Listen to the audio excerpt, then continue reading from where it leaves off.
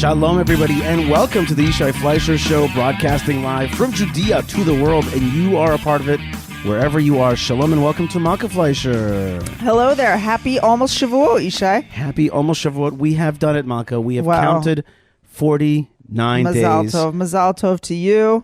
Yeah. To all the Jewish people. Yeah. I mean, for me, Shavuot happens to be a very emotional holiday, the counting of the Omer. Why is that?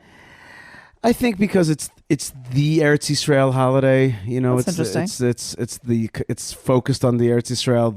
The writings all involved with it are about Eretz Yisrael. Although it is about the receiving of the Torah at Sinai, at the same time it's about the Omer. You know, it's bringing the new grain offering, and it's also about the Book of Ruth. And in the meantime, there's all these national holidays that take place, which is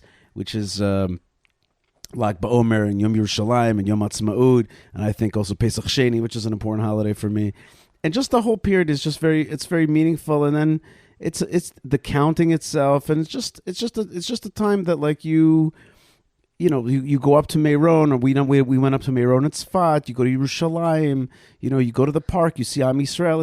It's a whole period it's a very national period, as opposed to like the Elul period, which I find to be more of an introspective period about personal growth. Right. This is much more about national growth. That's interesting. And it's just, I also think that there's something, maybe also because like this, the month of Sivan is my birthday month. Like I feel, dun dun dun. It just feels like I'm very like plugged into this whole thing. It touches me. This is your period of the year. Yeah, and I love the Book of Ruth. And in fact, later on the show today, we will be playing the Book of Ruth. We'll be playing my rendition, my teaching of the whole Book of Ruth from the Gate Dance. It's fun. And I've been listening right now to one of my favorite rabbis to listen to, Rabbi Yitzchak Et Shalom. He just said something I never even heard. What did he say? He said that Naomi is the female Job. What? Right? Because she like loses everything. Her husband and stays faithful, and she comes back and wow. I was like, I never even heard of that, you know? I just love that. I just heard that right now. So as I was washing dishes, and it's really Erev Shavuot here. Right, we made lots of dishes for you today. God bless you, Malka. I have made 2 types of cheesecake. I feel like you guys need to know. But three cheesecakes of there which... There are 3 cheesecakes, 2 kinds now. Right, that's right. There is my classic yearly cheesecake, which is regular non-baked cheesecake with a strawberry jello-y topping. Mm-hmm. Your eyes just rolled back in your head a little bit when I said that. That's a good one. I can feel myself fattening. Yes? Yeah, I've been thinking about what am I going to do to like not totally milkify you this holiday. Yes. And then I also made for the first time... Just keep the tent pegs away, you know what I mean? Yeah. Then for the first time ever, I made lotus, or in America they would call it cookie butter. Cookie butter? Yeah, they call it cookie butter. Cookie butter cheesecake. But they say lotus on the plane. Is that the Israelis? Like what? What? Those cookies, those lotus cookies. Aren't they known ubiquitously as lotus cookies? I don't know. I feel like I never even heard the word cookie butter. I didn't think. Well, then they have like a sauce. You know, like a peanut butter. Yes. That you could spread on a cracker or an apple or something. What is this thing, lotus? What is it? So, what is lotus? What is the lotus spread? What is it? What is the root of this thing? Like peanut butter? The root is peanuts. It's almost like a gingerbread. Okay. It's like a cinnamony. All right. Caramelly cookie. Right. Anywho. Yeah. Those are the cheesecakes that I made. And then tomorrow I still have to make blueberry blintzes. Mm-hmm. That's my plan. That's right. And we eat just for FYI. Yes. For our Gentile friends out there, or Jews that didn't get the memo, we eat milchik, i.e., milky dairy things, because of a few different reasons. There's a few different great reasons for that. One of them that I like the best is that it was exactly on this date that Moses was taken out of the little floating ark that he was in, the what do you call it, the little basket, the basket, and that he refused the Egyptian milk and only wanted Chalav Yisrael, the milk of Israel. And so that's one of the reasons why, and there's other good reasons, but it is a tradition to eat milk dairy foods. Yes. On this holiday, so that's why you're talking about all this milk stuff. Right. We're not big dairy eaters. No. But on Shavuot, yes, we are. Speaking of Gentiles, I want to tell you that in the last few weeks, I've been thinking a lot about this. People have heard it on the show as well. People listen regularly. And one of the things that I've been thinking about is, I've mentioned this before, which is the creation of an alternative religion, or let's call it rights-based thing. Rights, I mean R-I-T-E-S, a set of religious practices. Right, but let's call it an alternative to the church. Right. A Jerusalem Torah-based faith thing. And I've been looking for a name, and I've been very dissatisfied for years and years with the word Noahide or Bnei Noach. I've been dissatisfied with that for marketing reasons. Because I don't think that Noah is a character that most people identify with. Certainly not like, Christian folks or Muslim folks. You know what I mean? I don't think anybody really identifies with Noah. And the laws of Noah are very... And yet, that's the term the rabbis used. So there must be something to it. But it's not a marketing term. I mean, you might not like it or appreciate it, but maybe you haven't figured out how to market it. Well, maybe. But I think that's a technical halachic. There's many halachic terms that we live with that are not marketing terms. There are many things. In terms of the basics, is that you have to be a Noahide, which is you have to fulfill the 7 laws and not be idolatrous, set up courts of justice, don't eat live parts of an animal. Fine. But I was in the sauna with my good friend Shlomo of Bat Ayin, a recent 5 or more years immigrant to Israel, Oleh. He's done such a great job of setting up his house and setting up a great sauna in his house. His wife is like an incredible builder. Right. That is so cool. And they ordered this Finnish oven, like fire oven. It's in the sauna. It's just awesome. And we talk deep stuff. That's the way it is with Shlomo. He's a deep thinker and a deep person. And so we're saunaing and thinking and talking about deep things. Saunaing in Judea, which should be the name of this week's show, but it's not going to be. And I was telling him about my concern with this, and we were talking about it, and suddenly I started saying like things that through association, through discussion with him, I said, well, I really like the Abrahamic faith.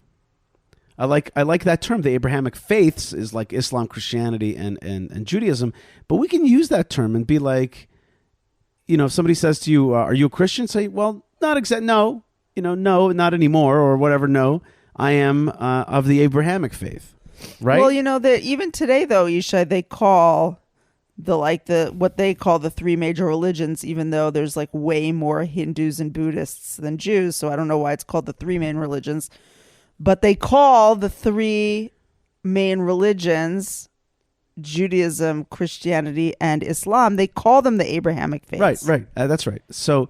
But I say no. Let's take that to ourselves and say no. I'm of the Abrahamic faith. Or here's another way of saying it: which church do you go to, or which mosque do you go to? Oh, I go to the Children of Abraham Chapel, or whatever you want to call it. I don't like the word synagogue. It's a silly Greek word. I don't want to use that. So maybe house of prayer or house of gathering. I don't know. But like, I'm looking for an alternative to the word church. I don't know. But I like the name, the Children of Abraham. Like I'm one of the children of Abraham. Now we have used the term on the show of International Torah Congregation, right? We've used that, and I like that term a lot. People tell me on the street. Maybe like the tent of Abraham. Yeah. Maybe tent of Abraham. I feel like individual chapels will call themselves different things. I mean, maybe the whole thing should be called the tent. Could be. You sit under the tent. Yeah, people say of Abraham. Let's look at Chabad. They're like the Chabad house of Binghamton and the Chabad house of Aventura and Chabad house of wherever it is, or Chabad house of Jerusalem. So it's like what's the Chabad? What's the name? What's the overarching? What's the name? What's the word I like to use? Franchise. Right. What's the franchise name of this thing? So I like the term Abraham, and I really think that Abraham brings us all together. It brings Jews together. It brings Christians together. It brings Muslims together, and it brings us kind of together on a. There's a terminology there that can help us feel that we're connected to Israel. But there's a difference between the children of Israel and the children of Abraham. So I like children of Abraham, and I like the Abrahamic faith. And this goes to an email that I received that I wanted to read last week. It's from a lady named Rivka, who writes to me that she says that they're Jews by choice who studied ourselves out of Christianity. And she writes me this really long email and a serious email. But here's how the end of the email goes. Nothing on this list is given to non-Jews to teach people from the nations who want to know God of Abraham, Isaac, and Jacob. The Christian scriptures here that she quoted direct believers to go to the Jews for all this information from the oracles of God, from the people who follow God. If you don't, and here's the punchline. I like the way she phrased this. If you don't provide direction in these areas, there are non-Jews out there setting up their own study groups and communities that will happily build their own kingdoms with those who are not yet able to distinguish what is authentic and what is counterfeit. That's right. What a phrase. What a great turn of the phrase. Thank you for all you are doing for Israel and for us outside the land, signed Rivka. And the bottom line is Rivka saying, like, we got to get out there. And I know that Right. we've been having some debates with even some of our more... we have a specific friend who happens to be quite conservative about... I don't know if is Old that the right school. word. He does not want to reach out to the Western Gentiles. He's cool with into reaching out. Eastern Gentiles. Right, he's into Eastern Gentiles. He's very, let's just say it, he is very uncomfortable with Christianity. He feels that Christianity targets Jews, that by nature it's a religion which proselytizes, and it wants Jews to become Christians. And he is worried about that. I get it. And I don't want to get too theological today, because the truth is today is Shavuot. And what I really want to send out a signal is to the children of Abraham, to the International Torah Congregation, and certainly to Jews, is that we're about to receive the Torah. We're about to receive the Torah. And you know what? I like to teach Torah. I like to think about Torah, but I also like to learn Torah and receive Torah. And one of my rabbis is Rabbi Shimshon Nadel, who joins us on the show. He's a rabbi, Jerusalem's Kilat Zichron Yosef. He's a great Kohen. He's a priest, and he's a priest to me as well. So Rabbi Shimshon Nadel, he's asking a simple question, which is, why is the date of Shavuot seemingly convoluted and hard to ascertain in the Torah? There's a very beautiful reason for that. Rabbi Shimshon, Wow. Take it away.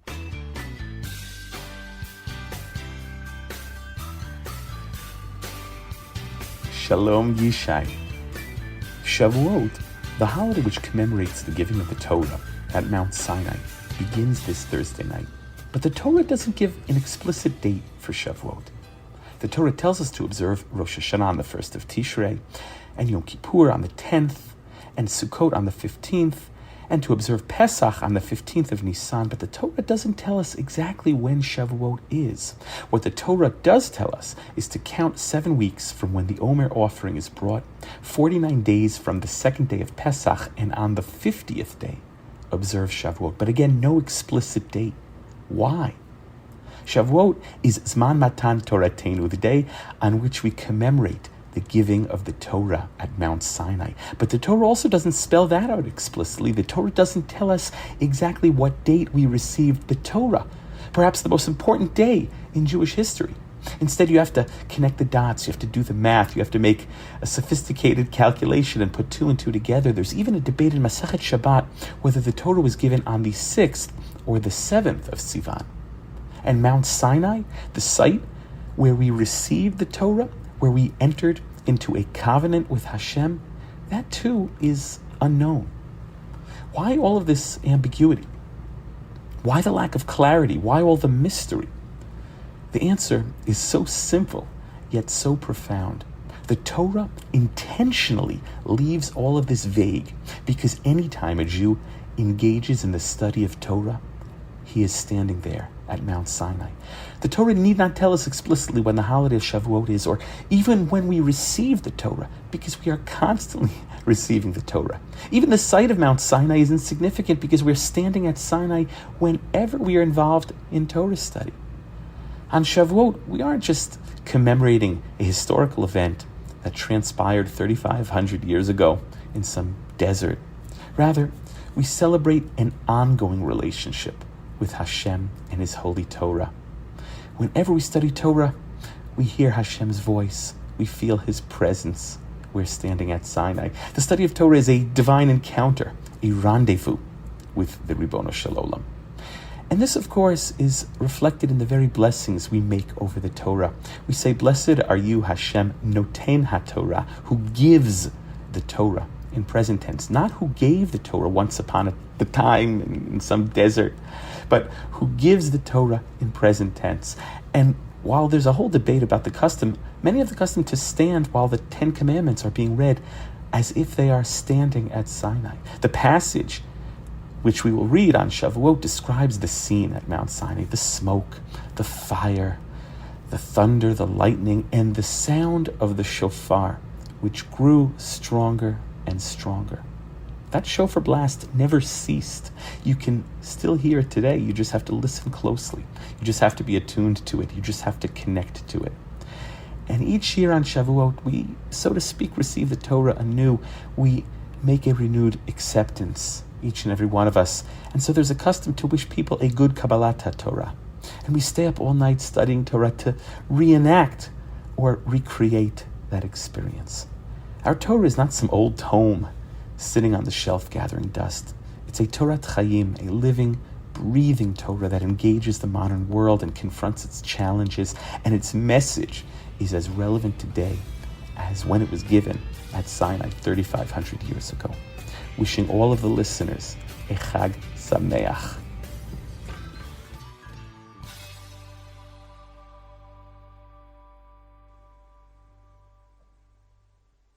All right, that was beautiful. Rabbi Shimshon Nadel of Jerusalem's Kehilat Zichron Yosef Tadar Rabbi for joining us. Thank you for joining us. Malka, first thing we should say Mazal Tov, or as we say here in the Middle East, Mabruk. Blessings to our government for passing the budget.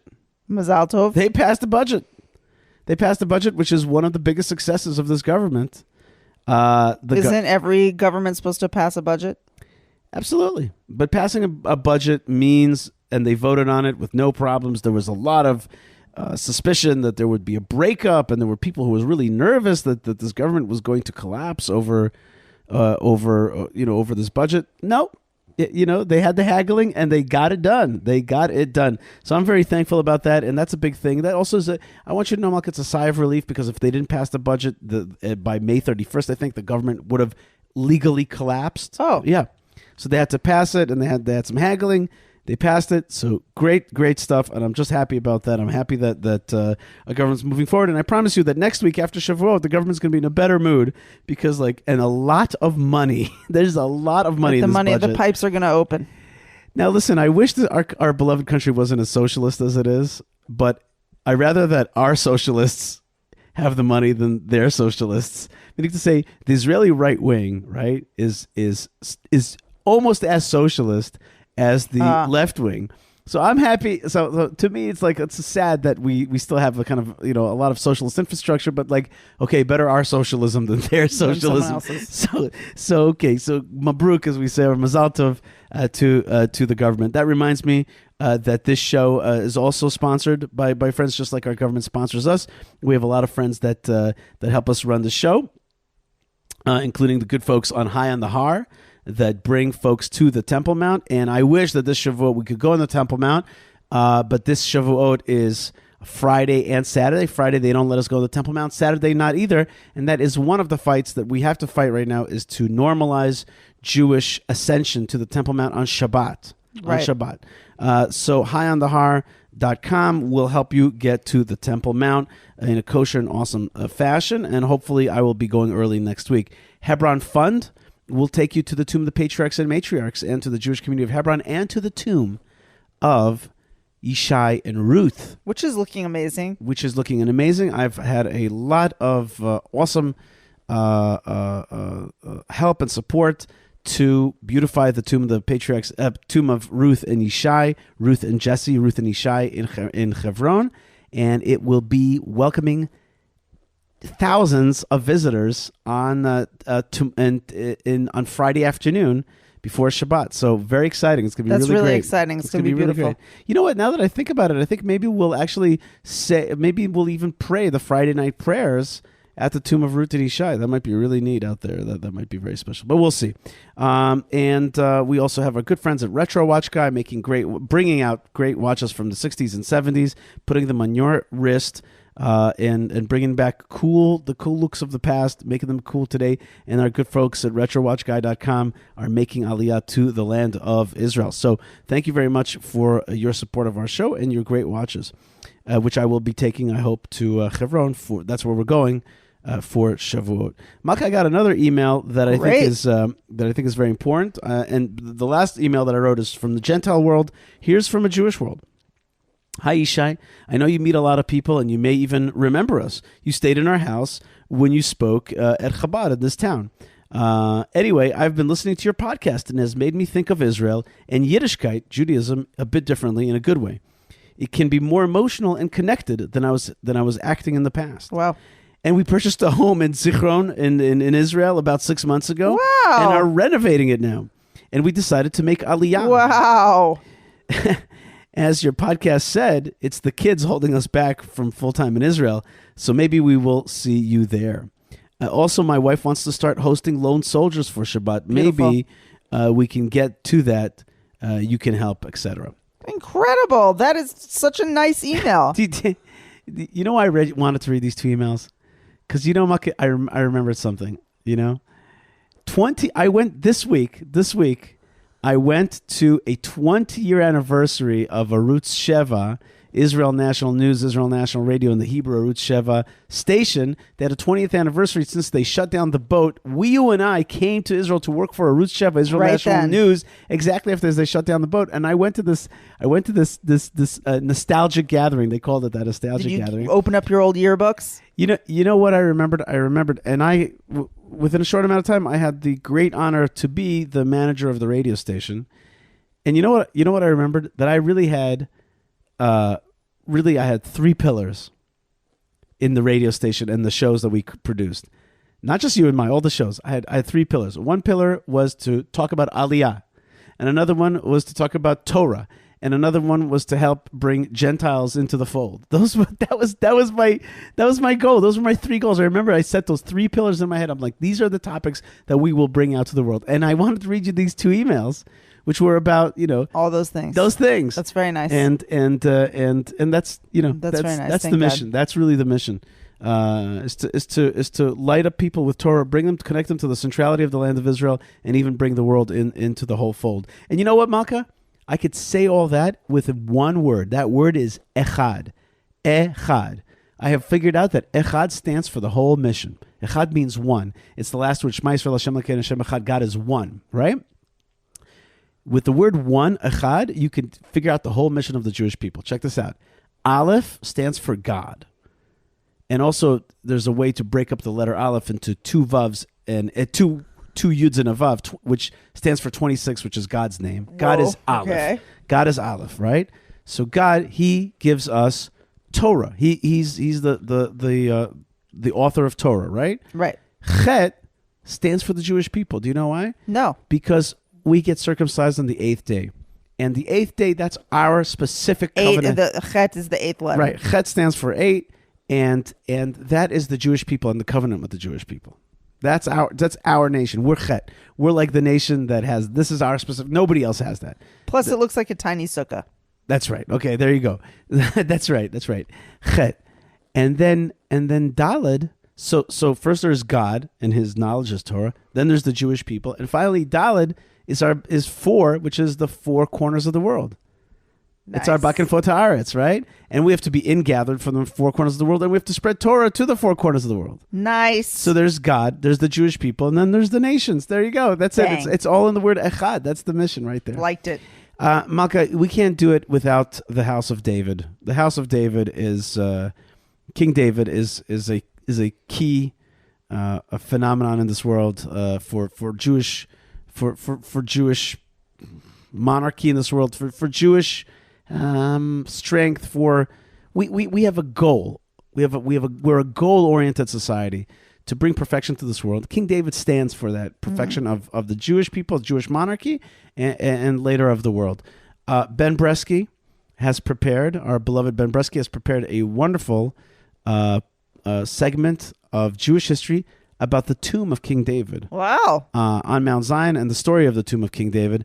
Ben Bresky, take it away. And of course, we talk about King David on Shavuot, which is the passing day of King David. We read the Book of Ruth, which is the lineage of King David. So it's all about King David. And here's Ben Bresky telling us an aspect of the story of King David. This is a moment in Jewish history. King David was born on and passed away on the holiday of Shavuot, and every year the tomb of King David in Jerusalem has become a traditional pilgrimage site for Jewish worshippers. Thousands arrive at Mount Zion, a hill outside the walls of the old city of Jerusalem. Shavuot marks the giving of the Torah on Mount Sinai, and traditionally people stay up all night to study. Most of the Psalms are attributed to King David, and they are recited at the tomb of King David.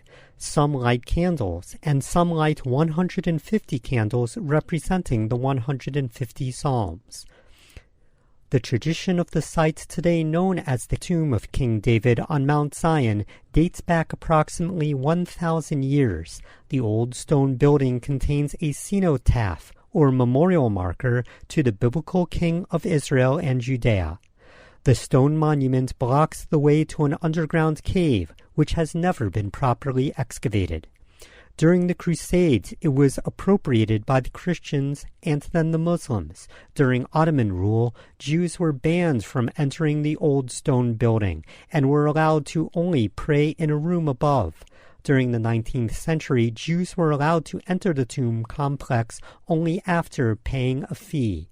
During the British Mandate, the British authorities permitted the Jews to pray in the tomb on the holiday of Shavuot. The monument was once covered by a beautiful tapestry with a floral pattern donated by Baron Edmund de Rothschild, the British Jewish philanthropist. An article from the Jewish Telegraphic Agency from 1930 attests to the status of the site as a destination for worshippers, writing that the Jews on the last day of the Jewish Pentecost say psalms to the memory of King David.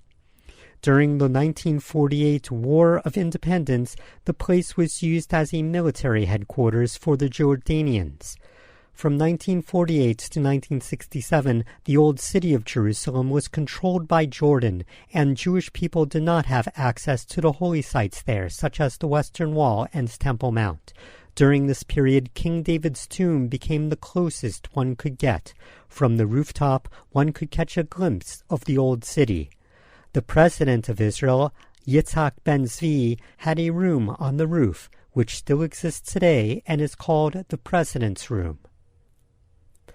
A 1957 article from JTA states, thousands of Jews made a pilgrimage to Mount Zion yesterday on the first day of Shavuot to recite prayers at the reputed site of the tomb of King David, who, according to tradition, was born and died on Shavuot. Many devout worshippers maintained a night-long vigil at the tomb reciting psalms. Many groups of religious youth made their way to the site where they danced and sang in a twilight lightened by the fires of Sephardic Jewish families who barbecued food for their praying menfolk. Synagogues throughout the country were decorated with traditional greenery and drew capacity crowds for the readings of the story of Ruth, the article stated. The tradition of King David's tomb being located on the area we today call Mount Zion goes back to the Middle Ages. The Jewish traveler Benjamin of Tudela recorded a memorable story of his visit to Mount Zion during his journeys of 1165 to 1173, in which he visited the land of Israel and many other Jewish communities. He states that, on Mount Zion are the sepulchres of the house of David and the sepulchres of the kings that ruled after him. The exact place cannot be identified, inasmuch as 15 years ago a wall of the church of Mount Zion fell in. 2 workmen hired by the church found an entrance to a cave. Benjamin of Tudela continues. Thereupon one said to the other, "Let us go in and see if any money is to be found there." They entered the cave and reached a large chamber resting upon pillars of marble overlaid with silver and gold. In front was a table of gold and a scepter and crown.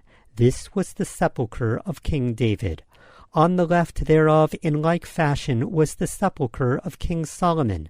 Then followed the sepulchres of all the kings of Judah that were buried there. Closed coffers were there also, the contents of which no man knows.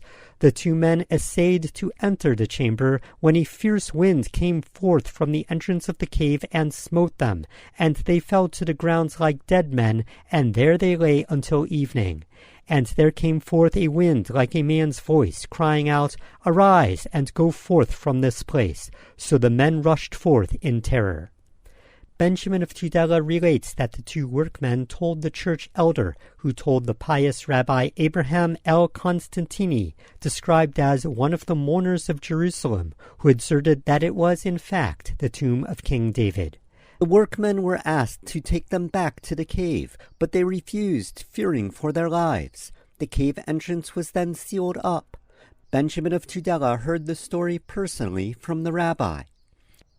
In more modern times, the famous Israeli Nobel Prize-winning author S.Y. Agnon wrote in his 1945 novel Tamol Shilshom, There is one place in Jerusalem that I visit once a year on the holiday of Shavuot, and that is King David's tomb. Since King David is my favorite of all the Jews in the world, a mighty king who was busy all the days in wars with the Philistine Goliath and the rest of the wicked, the Jews, in contrast, would surely bother him a lot as well. Nevertheless, he would take time to play the violin and sing hymns for all the poor and oppressed. Such a king, how could I not love him? Chaim Hefer, the famous Israeli songwriter, wrote during the Six-Day War in 1967 a front-page newspaper article in which he envisions the IDF chief of staff meeting with King David on Mount Zion, who then takes out his harp and sings psalms in honor of the IDF. After 1967, Jews could once again visit the Western Wall, and the tomb of King David and Mount Zion became of lesser importance. Yet the Bible records the tomb of King David as being located in the city of David. Today, the area called the City of David archaeological site is located in the Shiloach Valley, down the hill and outside the walls of the old city, near the Western Wall. Numerous archaeological discoveries have been found in the city of David, such as coins and buildings from the time of the First and Second Temple era. Raymond Whale, a French archaeologist, discovered in 1913 8 tombs at the south of the city of David. He identified that as being of Israelite royalty and perhaps the true location of the tomb of David. However, the Italian engineer and amateur archaeologist Ermete Pierotti, in his 1864 book Jerusalem Explored, describes discovering a cave in the area of the cemetery in the west of Mount Zion, leading under the structure of today's King David's tomb. Pierotti identified the cave as the true location of the tomb of King David. In 1951, the Israeli archaeologist Jacob Pinkerfeld explored the building and dug to a depth of about 70 centimeters, where he discovered a colorful mosaic floor. Pinkerfeld dated the mosaic and the niche in the wall to the Roman period, while the tombstone itself and the other walls of the compound are later additions, he said. These motifs, in addition to the fact that the alcove faces the Temple Mount, led Pinkerfeld to the conclusion that the alcove is a hall or ark of an ancient synagogue that was located there. The Roman Jewish historian, in his book Antiquities, written in the year 94 BCE, tells a tale about how King Herod the Great, who lived during his lifetime, attempted to uncover gold and jewels from the tomb of King David, but was thwarted by a burst of flame. Josephus writes, As for Herod, he had spent vast sums about the cities, both without and within his own kingdom. And as he had before heard that Hyrcanus, who had been king before him, had opened David's sepulchre and taken out of it 3,000 talents of silver, and that there was much greater number left behind, And at this time he opened the sepulchre by night, and went into it, and endeavored that it should not be at all known in the city, but took only his most faithful friends with him. As for any money, he found none, as Hyrcanus had done, but furniture of gold, and those precious goods that were laid upon there, all which he took away. However, he had a great desire to make a more diligent search, and to go further in, even as far as the very bodies of David and Solomon, when 2 of his guards were slain by a flame that burst out upon those that went in, as the report was. So he was terribly affrighted, and went out, and built a proprietary monument of that fright he had been in, and this of white stone, at the mouth of the sepulchre. King David was a heroic, troubled, conflicted character who rivals Moses as the most written about in the Tanakh. His psalms are still read today by people seeking solace. King David's place of rest, no matter where it may be located, is a source of inspiration on the holiday of Shavuot and throughout the year. This has been a moment of Jewish history.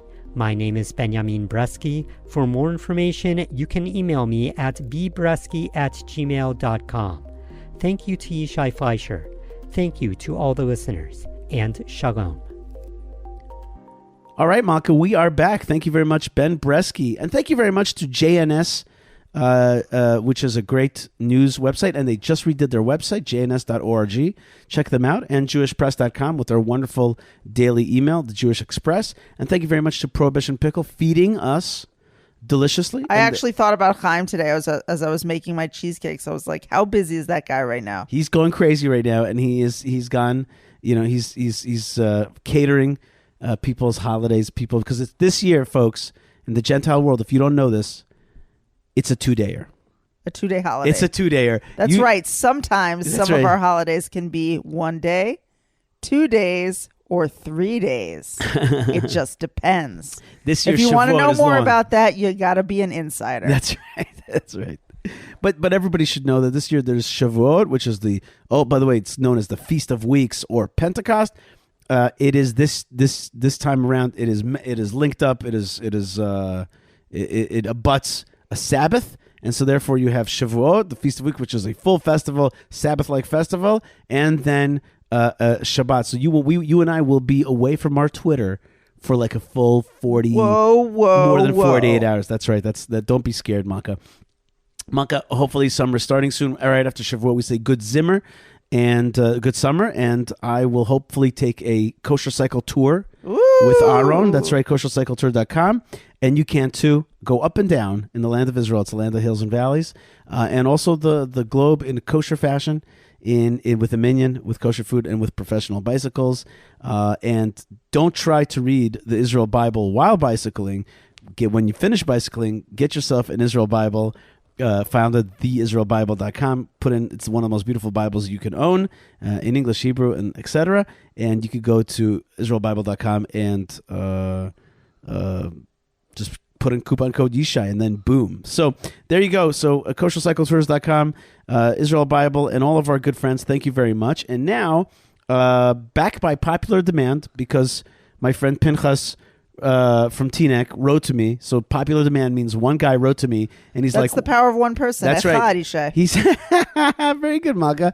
Very good. You're tired, and yet I'm so tired. Yeah, and yet you come up with witty zingers. You're good, That Malka. wasn't a zinger. No, but it was a fastball, Malka. Nice. You know what you're doing.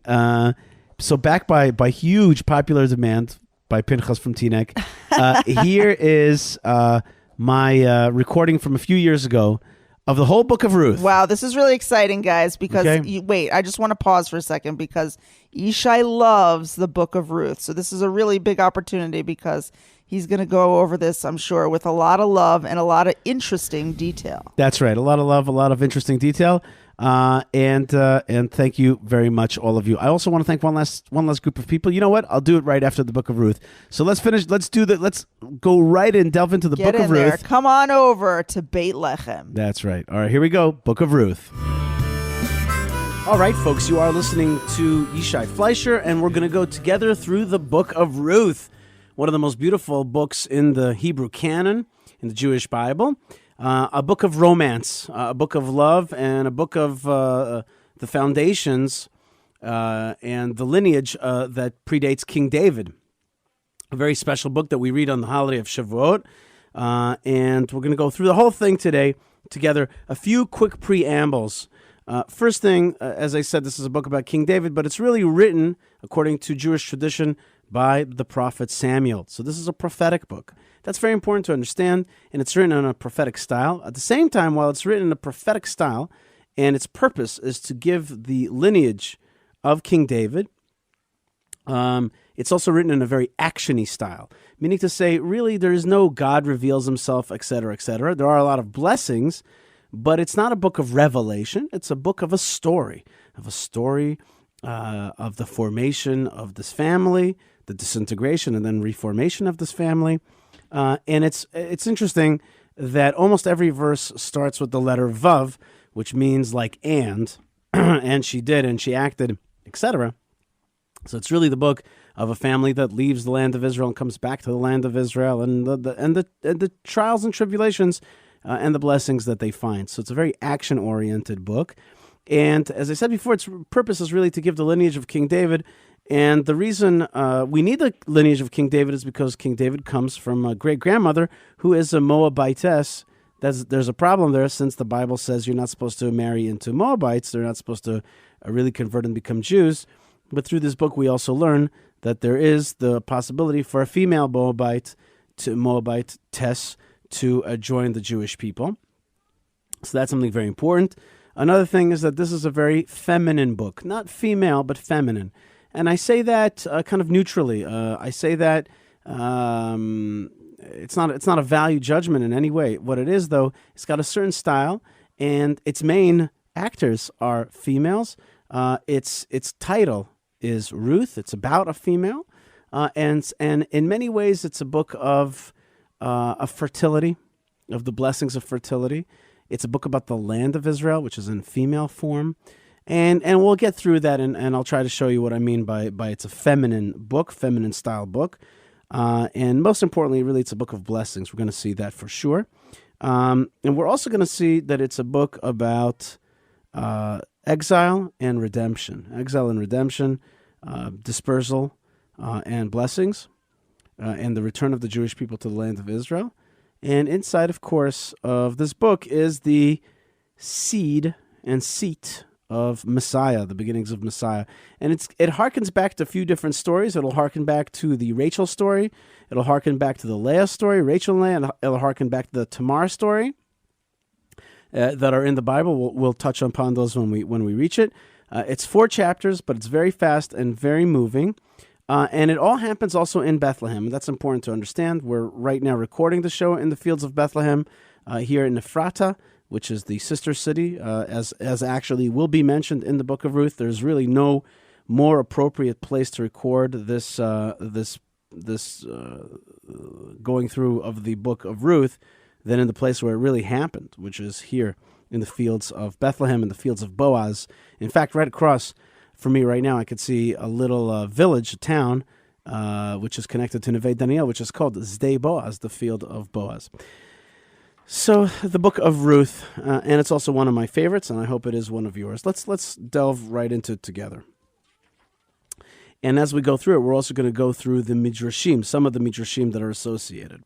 Oh, it's a book of blessings and not a book of curses. This is a book that you're not going to get a lot of, a lot of hell and damnation and brimstone and fire. That's not going to happen here. It's much more like there are some people that are going to be judged or accused or somehow seen in a negative light, but we're going to be very, very gentle with how we treat them. There will be a critique of them, certainly a critique, and I'm talking about Elimelech, which we're going to see immediately now, and later on Ploni Almoni, Mr. Anonymous, and the critique of those 2 characters who kind of missed the boat. Right? It's also about missing the boat and not missing the boat. That's another subtext here. And it's also about being a stranger in a strange land and being welcomed in. But for our purposes, it's about, do you miss the boat or do you not miss the boat when it comes to redemption, which I think is important in our time. Chapter 1, chapter Aleph, verse 1. V'hi b'mei shvot hashoftim, v'hi ra'av ba'aretz. It was in the days of the judgment of the judges. What does that mean? That really,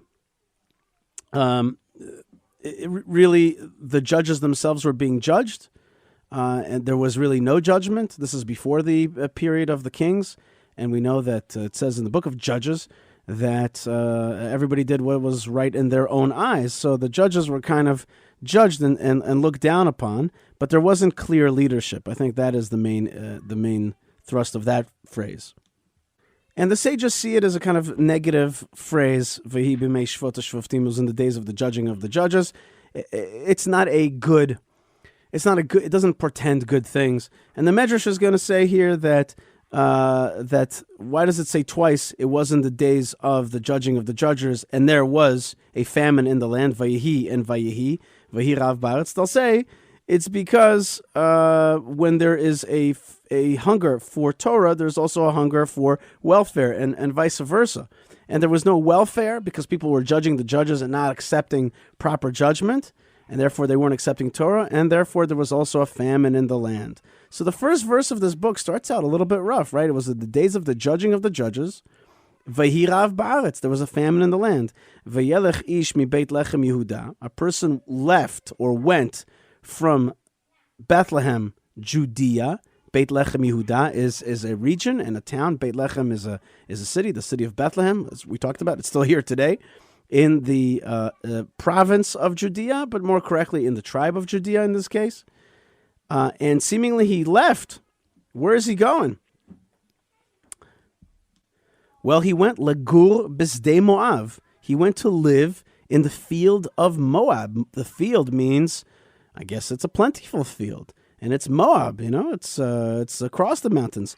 And who left? Hu v'ishto v'shnei vanav. He and his wife and his two sons. They're nameless at this point, right? A guy leaves to live outside of the land of Israel. Well, things are bad, right? Makes kind of sense. But the sages and the Midrash sees it kind of differently. He wasn't just a guy. He, in fact, was one of the guys. He was a great leader and a judge amongst the people.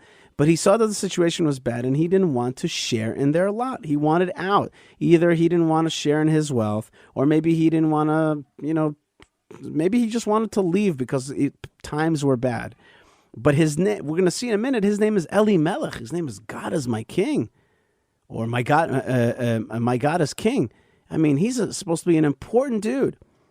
And in fact, they're going to basically say that he was a very important dude. And somehow he decides to leave the land. He makes a kind of bad call. Medrash is going to say that in other places, when people come into the land of Israel, it says about every single donkey that they brought in. But here, as he's leaving the land, nobody is counting his possessions. It doesn't really matter. And the Medrashes really wax very harsh against Boaz, against Elimelech. We'll learn in a second that his name is Elimelech, for leaving the land of Israel. This is a bad thing that happens. One reason or another, times are hard, and this guy's out, and he's going to be not blessed. To say it in the kind of language of Ruth, he's not blessed. And it says, verse 2, V'shem ha'ish Elimelech, v'shem ishto Naomi. Okay, so his name is Elimelech, beautiful name. And his wife's name is Naomi, also a very beautiful name, because Naim comes from the word, pleasantness. V'shem shnei banav, Machlon v'chilion, Efratiim, mi Beit Lechem Yehuda. And the names of the two sons are Machlon and Chilion, and they are Ephratim. They're Ephratians. Ephratites, which really means that either they're from the town of Ephrat, because Beit Lechem Ephrat is one name, or it means that they are Ephratim, which means important people. They come from Beit Lechem Yehuda, so it's telling you that's where they're really from. They're not from the field of Moab. They're really from Beit Lechem Yehuda, Bethlehem in Judea, or in Judah. Vayavoz de Moab vayu sham. They came to the field of Moab, and they were there. There's a kind of heaviness to that end of that verse. They kind of settled. They were there in Moab.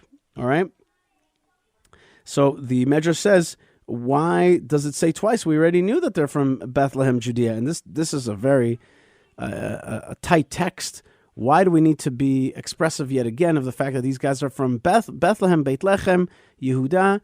And says the Medrash, the Lekach Tov says, why does it say twice? Al Shem Shelo Zachar Ta'aretz Tova Sheyatza Misham. He forgot the good land that he left from there. And there are many, many midrashim that basically say they forgot the good land and they were cursed. And suddenly, already in verse 3, the drama thickens very quickly. First, we had the judgment of the judges. We had a man leave. We were told his family, and boom, Vayamat Elimelech ish Naomi v'tisher hi u'shnei banea. And Elimelech died. The husband of Naomi, he died. V'tisher hi u'shnei banea. She was left with her 2 sons. Okay, so bad things starting to happen very quickly. Verse 4, Vayis'u lahem nashim Moaviyot. These 2 boys married Moabite women. Shem achat Orpah, v'shem hashenit Ruth. The first one's name was Orpah, and the second one is Ruth. Vayishvu sham ke'eser shanim. They sat there about 10 years. So they were there with Ruth and Orpah, and they were there for 10 years. The Medrash says if the father was alive, he wouldn't have let them intermarry. And in other places, it says basically that they didn't convert them. They actually married out. Okay, what are we stuck on here? We understand what happened. They left the land of Israel and they intermarried out. They tried to meld into a different host society. They became Moabites. Okay, Moabites. Yes, the text says that they came from Bethlehem, but in the end, they became Moabites. And they were there 10 years. The name Orpah, it sounds in Hebrew a little bit harsh. It sounds like Oref, which means the back of the neck. And Ruth has a more pleasant sound in Hebrew. And the Medrash says this. It says one's name was Orpah, that she turned her neck to her mother-in-law. We'll see that soon. And the other one is Ruth, who saw the truth of her mother-in-law's words. In any case, they were there for 10 years and they didn't have children with these women. And that is generally a period that's considered when you kind of, if you didn't have children for 10 years as a couple, then something has to change. And here again, Rabbi Shimon Bar Yochai says in the Midrash, here in the Gemara in Baba Batra, he says, Elimelech, Machlon v'Chilion, Gdolei Hador hayu. These 3 men, Elimelech and his 2 sons, Machlon v'Chilion, were indeed the top people of that generation. And why were they punished? They left the land of Israel for outside of the land of Israel. So they were punished for that. How were they punished? V'yamutu gam shnehem Machlon v'Chilion. Who died? Both of these boys that became men died. So basically 3 men in her life passed away. And so the men folk, and we never hear a word from them, not a word. They're, a few verses in, they're already dead. So something that they did was not very pleasant in the eyes of the Lord. It doesn't say that their actions weren't pleasing in the eyes of the Lord, but you can infer that from the text. They were just chopped out, summarily taken out. V'tishaer ha'isha mishnei yiladea misha, and the woman was left missing her sons and her husband, her 2 sons and her husband. So she's bereft. She is now without the men in her life.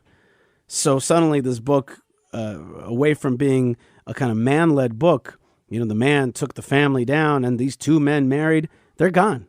And suddenly it's a female narrative in the sense that now the question is, what is this woman going to do? So the Tanchuma mentions that these 2 boys did not pay attention to their father's death. They didn't learn from it. They didn't understand that father's death was a punishment, and they also didn't see that God was punishing them in their they were becoming poorer and poorer. Their camels were dying, etc. The Medrash says that God first strikes at people's stuff, and then He strikes at their bodies, and they weren't paying attention for all those 10 years. Finally, she is without these men who were the impetuses, we sense, for going to Moab, right? The husband took the family to Moab. The boys married 2 Moabite females. Now that kind of period is done, and we're going to see that she's going to feel the pendulum swing the other way. verse 6, chapter 1, verse 6, Vatakam hi v'chalotea, vatashav mizdei Moav, and she got up, she and her daughters-in-law, and she begins to return mizdei Moav from the field of Moab. Ki sham'a. Now we hear something completely different. For she had heard, Ki sham'a bizdei Moav, ki pakad Hashem et amo, latet lahem lachem. Because she heard in the field of Moab that Hashem had blessed, chosen, or given to his nation to give them bread. The word pakad is a word that we associate with both Sarah, when she was told that she was going to have a child and that she's going to get pregnant, right? V'yifkod Hashem et Sarah, and also pakad is the kind of key word, the password that Joseph sent down through the ages until Moses came along and used the password to tell the elders it's time for the redemption. So it's a redemptive word, and it's also a fertility word. And the Bible is written in such a way, as Rabbi Yitzchak et Shalom talks about many times, one of my teachers, Rabbi et Shalom, and he says basically, like, the Bible is written in a way that it's expected of you to know the rest of the Bible. Like, you certainly know the book of Genesis. So when it says, Ki pakad Hashem et amo, latet lahem lachem, that Hashem has blessed, commanded his blessing to his nation, it also means that he has impregnated them in the sense that it's a time of fertility, and it's a time of redemption. So she hears about it in the field of Moab. She starts to make her way. She's no longer anchored to Moab. And the other key word here is latet lahem lachem, to give them bread. Well, she comes from the place of Beit Lachem, right? She comes from Bethlehem, Beit Lechem. And there was no bread in the house of bread. That's what Beit Lechem means. There was no bread in the house of bread. But now there is bread in the house of bread. So something that was empty is now going to be filled. Pay attention to that theme of emptiness being filled. Okay? Verse 7. And again, I remind you, this is a book of action. And so notice, V'tetzeh mina makom asher hayta shama. She left the place that she was there. And if you want to use kind of modern psychological language, she left that place, man. She's no longer in that place. She left the place that she was there. She's coming out of that stupor. She's coming out of that period of exile, of following a husband who took a wrong turn in life. She's no longer there. So v'tetzeh mina makom asher hayta shama. She left the place that she was there. Who? She did. V'shtei chalotea ima. But she's not alone. Her two daughter-in-laws are walking with her. V'telechna baderech lashuv el eretz Yehuda. And they're walking on the road to return to the land of Judea. The land of Judea. Now, folks, if you don't know, Moab is the mountains across from the Judean mountains. You can look out the window and see them. There's the red mountains of Moab, and they're across the great Jordan Valley. You could see them. So she's now leaving the field of Moab down below, like across from Jericho type, but a little bit more south, and she's coming up to Judea. Right? Now, but she's got these two daughter-in-laws. Now, these two daughter-in-laws are Moabite ladies. At the same time,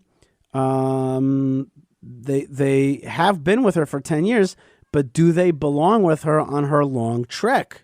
Moreover, and here's another subtext, do they fit back? Even though they've been together for 10 years, are they going to fit back in Judea? Maybe they should just go back to Moab, who they really were. V'tomer Naomi, verse 8, V'tomer Naomi l'shtei chlotea, Lechna shovna isha leveit ima, Ya'as Hashem imachem chesed, kasher asitem im hametim ve'imadi. So I want to say that we are now finally getting some narration. No, we're getting some verbal action coming out from these people. So far, it's been like walking and dying and starting to walk back, but we haven't heard anybody talk. So this is the first verse of talking. So Naomi says to her two daughter-in-laws, Lechna, go, my daughters. Shovna, return. Return to where you belong. Isha levet ima, a daughter to her mother's house. Yas Hashem. Now she's going to give the first of many, many blessings in this book. She says, listen, go back.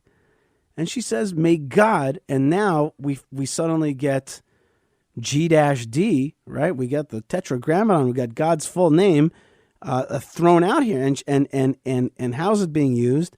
May God do with you kindness as you did with the dead and with me. You were kind. You were kind. You walked with me. You were good to my boys. You probably buried them properly, although we didn't hear about that. And so I bless you. Thank you for your goodness till now. And that's my blessing. So when I take out the name of God out of my pocket, I'm going to use it only as a source of blessing. Okay? And that's really the first phrase in this whole book is like, go back, but may God bless you and give you kindness as you did kindness to me. And we learn also from here that the blessings, when you do kindness to others and to the dead, you get kindness returned to you. But the bottom line is that the name of God is used as a blessing. And she continues, and she says in the verse 9, Yiten Hashem lechem. May God give you, again, the tetragrammaton, God's four-letter name. May God give you, umatzena, and you should find menucha isha beit isha. May you find comfort and peace and rest, a woman in the house of her husband. Vatishak lehen, and she kissed them. Vatiseena kolan vatifkena. And they raised their voice and they cried. At the risk of sounding in any way kind of not a modern person, I'm just pointing out this is a very feminine text. She blesses them to find peace in a husband's house, in a new husband's house. She kissed them, and at the same time, it wasn't just shaking hands and finishing the deal. They all raised their voice and they cried. And they cried. By the way, where is this happening? And this I learned from Rav Citron many years ago in the Old City, and I'll never forget this thing that he taught us, which is this is on a dirt road, right? A non-paved dirt road. We're talking more than 3,000 years ago, 3,100 years ago, 3,200 years ago. And there's three women on a dirt road between Moab and Judah. And yet these three women who are totally bereft of everything, their husbands are dead, they have no children, what's their future? They have to start everything anew. And there's a medrash that says that they're barefoot and they're destitute and they're broken and they're nobodies. And yet the Bible is recording every word. Every holy word that passes is recorded and is important. So this teaches us a lesson. Who knows where our important moments are? So they say to her, so they all raised their voice and cried, V'tomar nala ki itach nashuv la'amech. They said to her, they retorted back to her, no, we're going to return with you to your nation. V'tomer Naomi, but Naomi retorts back to them. So now we got a lot of talking, right? They say to her, no, we're going to return with you. We're going to go all the way. She says, Shovna b'notai, no, return my daughters. Lama telechna imi, why should you go with me? Ha'od li banim b'me'ai, do I have any more children in my innards? Vayu lechem la'anashim, that would be to you husbands. Shovna, next verse, Shovna b'notai, return my daughters. This is the third time she has told them, return my daughters. Lachen, ki zakanti miyot leish, I am too old to be with a man. Ki amarti yesh li tikva, for I said to myself, do I have hope? Gam haiti halayla, if even tonight I was with a man, leish, gam haiti halayla ish, v'gam yalati banim, and if do I even have hope that tonight I would be with a man, that tonight I would, and that I would give birth to sons? Maybe I'll have daughters, and who knows? But in any case, next verse, halehalen tesaberna, will they really go to you? Ad asher yigdalu, until they will grow up. Halehen te'agena, for these boys that theoretically I should have to, if I was with a man tonight and I should become pregnant, will you wait for these boys? And for them, should you be anchored? Libilti hayot leish, not to be with a different man, not to find another mate? Al benotai, don't, my daughters. Ki mar li meod mikem, for you are very bitter to me. Oh, maybe that's the zinger, the negative zinger here in this book. It's very bitter for me to see you. Ki yatzah biyad Hashem, because the hand of God has come out against me, and when I see you, I see the hand of God that really took out my husband and my 2 sons, and I'm a loser. I'm broken. I'm poor. I'm with nobody. So do me a favor. Let me go on my own path. You guys go back, make a life. You still can. Why not? The other thing I want to say about these verses, I was always troubled by these verses because this depiction of like, if I would be with a man tonight and then I would have children and then will they be for you? It seems a little, I would say, long-winded. It seems a little like there's a lot of verses about like, if I could, find a mate and bear children, all that kind of, like, what is this all about? And I think it really goes with the theme of fertility in the yield of the field. We have fields here. We have the house of bread. We have the field of Moab. We have a woman who's bereft of her children. And we'll see more of that later on. And she goes through the whole process of saying, I am a barren vessel. That's what she's saying. There's no chance for me to have that union, to have that fertility. And she's really spelling it out for us. She's really spelling it out for us. Like, there's no chance. And if I would be depicted like the earth, then I'm a barren earth. And I'm returning kind of to retire back in Bethlehem, but I really don't have anything in me to give anymore. And so to the land of Israel that I left was a barren land, was a destitute land. And that's why we left. And I'm coming back to this thing. And she doesn't yet know that there is a new future, a new light for her in the future. That's a big part of this book. She, at this point, is in her lowest ebb. She's now going to come back and she's going to be embarrassed, and she's going to look in the mirror. Here's what I left.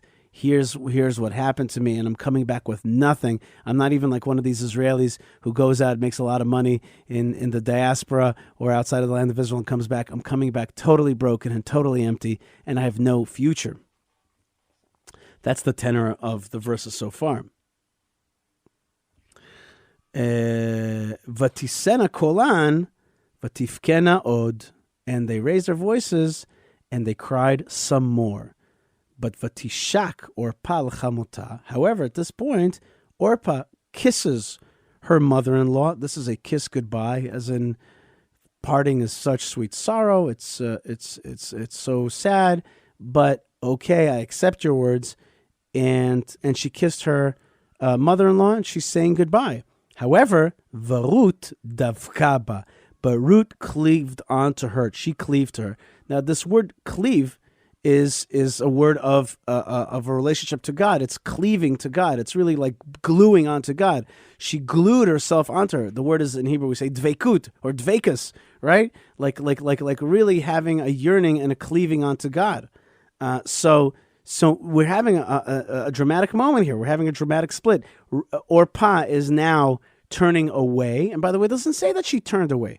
It just says, Vatishak Orpah l'chamota, she kissed her.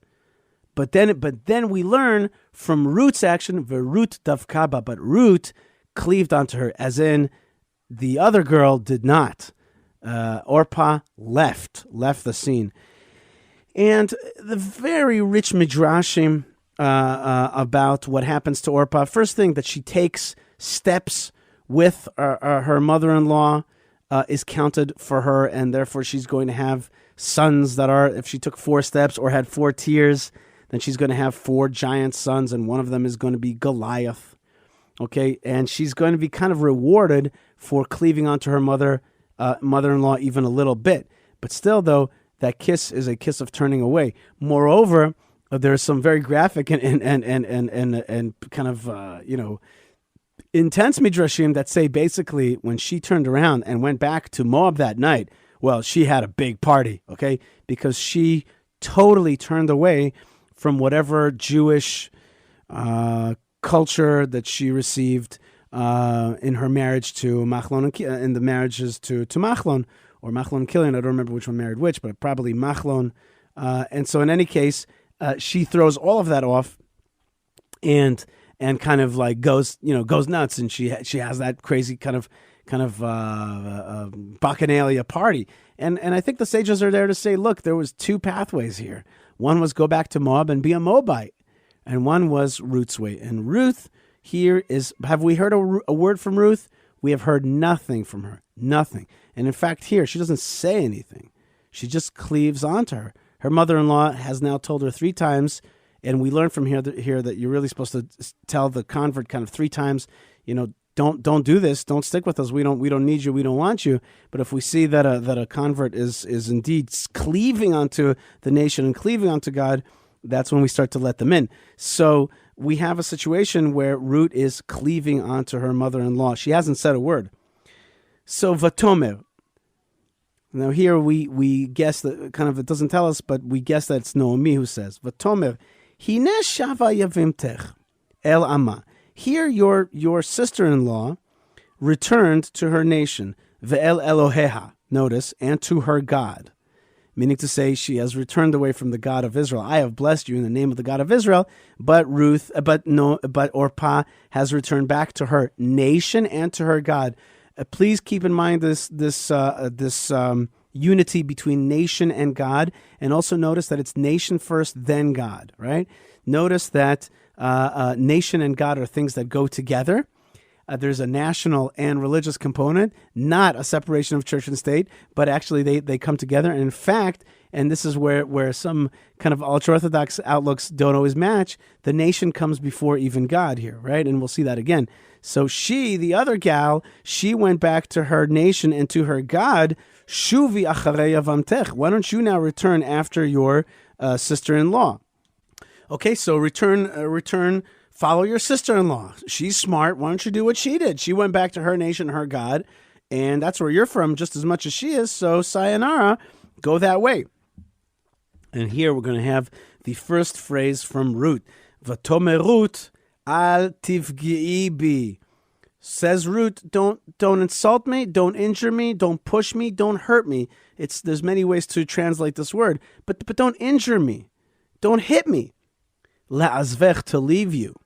Another, in modern nomenclature, stop bugging me, to leave you. Lashuv ma'achorayach, to turn my back to you. And here comes one of the most famous and most dramatic of all biblical phrases. Ki el asher telchi elech, for where you go, I shall go. Ube asher talini, alin, where you sleep, I shall sleep. Amech ami, your nation is my nation, ve'elohaich Elohai, and your God is my God. So notice, I will go with you in walking, I will go with you in sleeping. I will go to your nation, and I will go to your God. And she keeps going. Ba'asher tamuti amut, where you die, I shall die. V'sham ekaber, and that's where I shall be buried. Ko ya'aseh Hashem li v'cho Yosef. So shall God do to me, and this is in the name of the Tetragrammaton, God's name. She's not using the names of the Moabite gods. She says, so shall God do to me, and so he shall increase. Ki hamavet yafrid beini uveinech, because only death shall separate between me and you. So this is clearly one of the most dramatic phrases in the whole Bible. And there's a lot of halachic implications about how we accept converts from these phrases. But for the literary purpose that we're studying today, the bottom line is that she says, I'm not leaving you, I'm not going to be separated from you, and I'm joining your nation and your God. Now, one of my favorite phrases in the whole Bible after this phrase is the phrase that exactly follows this phrase, which is the following. And she says to her, after hearing this super dramatic phrasing together, this incredible, I'll follow you to the ends of the earth, it says, Vatere And Naomi saw ki mit'ametzet hi lalechet, that she is trying to walk hard. She's walking hard after her. Excuse me, let me read it again. V'tere ki mit'ametzet hi lalechet ita. So she saw that she is trying hard to walk with her. V'techdal ledaber eleh. She stopped talking to her. She stopped bugging her. Now, to me, this is an incredible phrase because it either means one of two things. It either means, and in both cases we have to learn a big lesson from it. It either means that after these big phrases, she didn't pay attention to any of these phrases, but she saw that she was walking with her.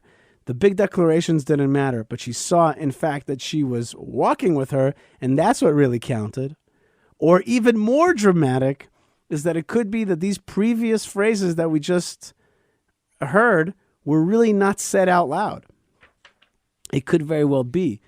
It says, Vatomer Ruth. Ruth said, maybe she said it in her heart, saying, don't try to dissuade me. I'm walking with you forever. And then Naomi didn't actually hear any of these words, but she saw that she was trying hard to walk with her. And that's what really counted. Either case, the bottom line is that those were amazing dramatic phrases from Ruth. And Naomi in the end says, yeah, great. But in the end, what really counts is, are you taking that step? And to me, what I really think is that Ruth in her heart said these things. She declared that's my inner truth, that I'm going to walk with you forever. And she just kept walking. In any case, we're coming close now to the end of chapter 1. A few more phrases. And she says, and it says, chapter 9, verse 19, V'talechna shtehem ad bo'ana beit lechem. They walked together, the two of them, until they came to Bethlehem, Beit Lechem. V'hi kevo'ana Beit Lechem, v'tahom kol ha'ir alehem, v'tomarna hazot Naomi. And when they came into Bethlehem, the whole city was moved, was shocked. There was a hubbub, there was a to-do, right? But we also learn from the Song of Songs that my innards were moved when I heard my lover knock on the door. So there's again a kind of a female sensation here, which is like the innards kind of kvetched up. What is this thing that happened? In any case, the whole city asks V'tomarna, the city in female, by the way, V'tomarna, like not Vayomru, V'tomarna, the women of the city said, Hazot Naomi, is this Naomi?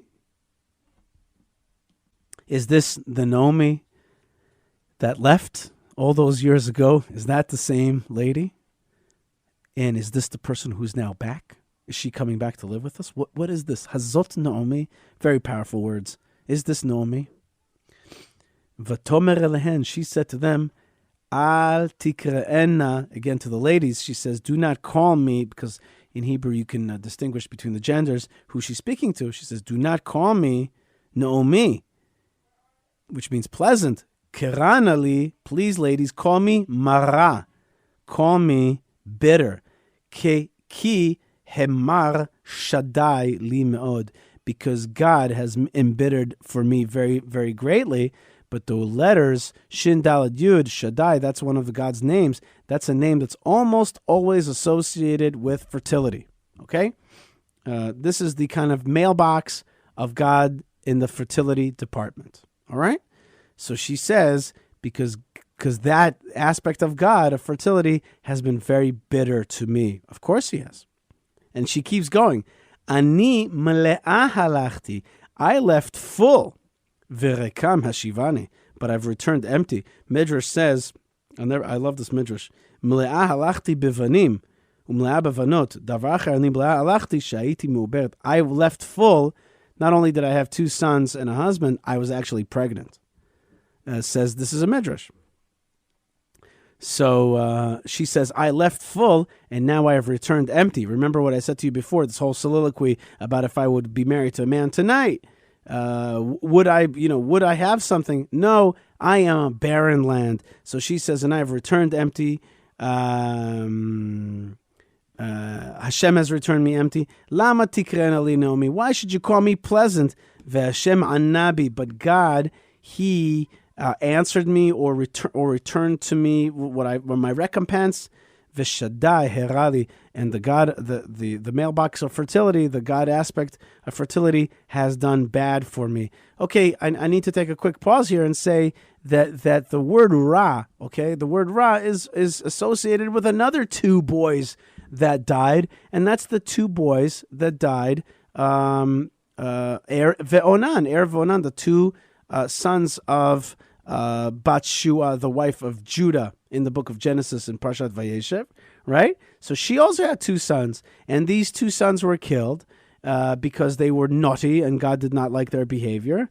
And instead comes Tamar and does an act in order to seduce and trick Judah, the original founder of the tribe of Judah, into having children. And the whole thing was like two sons bitterly died, but at the same time, the seed of Judah kept going.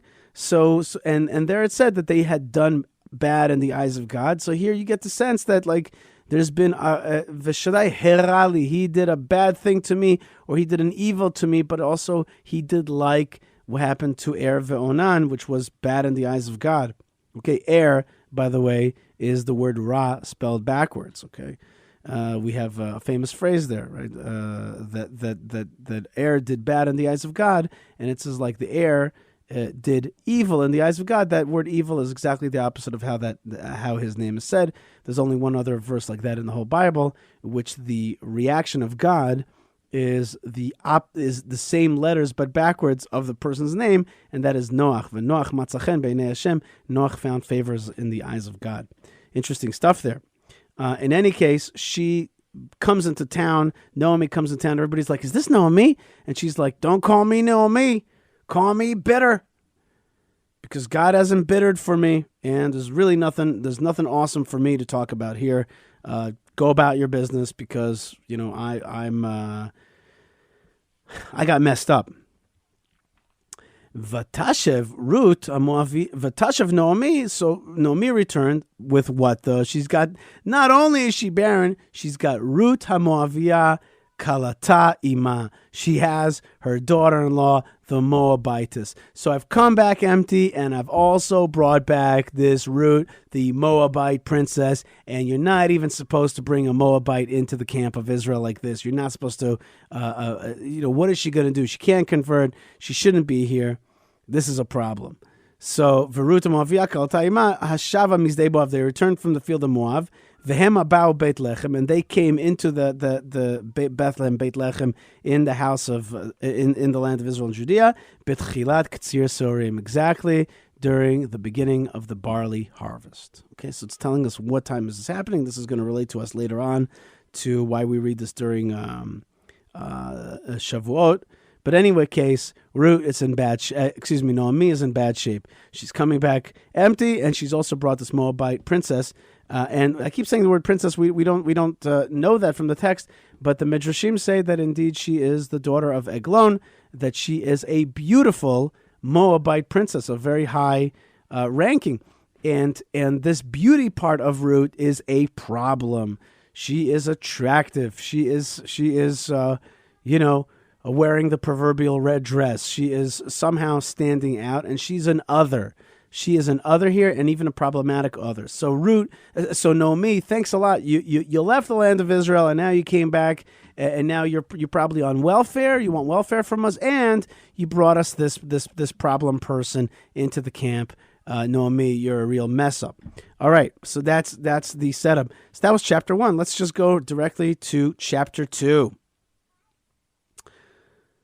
Chapter 2, verse 1. Ule Naomi, so that's settled. So she left, she came back, and now she's in town in Bethlehem. Ule Naomi moda leish, ish gibo chayil. Excuse me. Ule Naomi moda leisha, ish gibo chayil. So Naomi had a acquaintance, but it's really a family member for the husband. And he was a successful man, or a man of war, but really in this case, a man, a successful, a big shot, a businessman, an important person. in Bethlehem. Rashi says Modav, which is Karov. Okay, Ben Achiv Shel Elimelech Haya. He was the son of the brother of her husband. Okay, so he's one generation down. He is the generation of her sons, right? He should be a colleague of her sons that are now dead, and therefore he's a colleague of Ruth, right? Although there's different midrashim about the age, but in any case, according to this Rashi, he's Ben Achiv Shel Elimelech Haya. Rashi continues and he says that you should know that the sages say that Elimelech and Salmon, which is a name we'll see later, he's the father of Boaz. So Elimelech and his brother Salmon, which is the father of Boaz, and Ploni Moni, which we'll meet later, and the father of Naomi as well. Kulan b'nei Nachshon ben Aminadav. They're all the sons of one father, which is Nachshon ben Aminadav, the famous prince of Judah from the Bible, from the book of famously. He appears in the book of Exodus and also in the book of Numbers. Nachshon ben Aminadav, right? Actually, I'm not sure.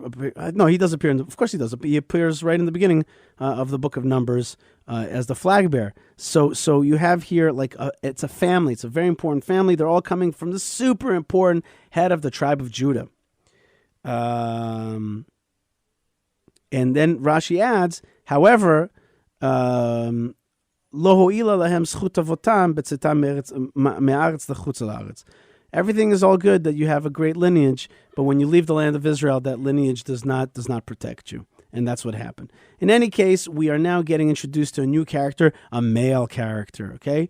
And so far we've been bereft of males and they're dead, and she comes back into the land and all the women are like, what's going on? And she tells them this bitter story. It's like a very women discussion, but suddenly there's this man character and he is Ish Gibor Chayil, right? He's an Ish, he's a man, he's a Gibor, which is also male, and he's a hero, a strong one, and he's part of Chayil, which is, armed and fighting or business victories. And he is Mimishpachat Elimelech. He's from the family of Elimelech. Ushma Boaz, and his name is Boaz. Even the name Boaz is a very male name. Even in just listening to that Boaz, it's like a kind of male name, and it has the word Az, which is brazenness and strength. Boaz is like the coming of strength. It's a great, strong Jewish name.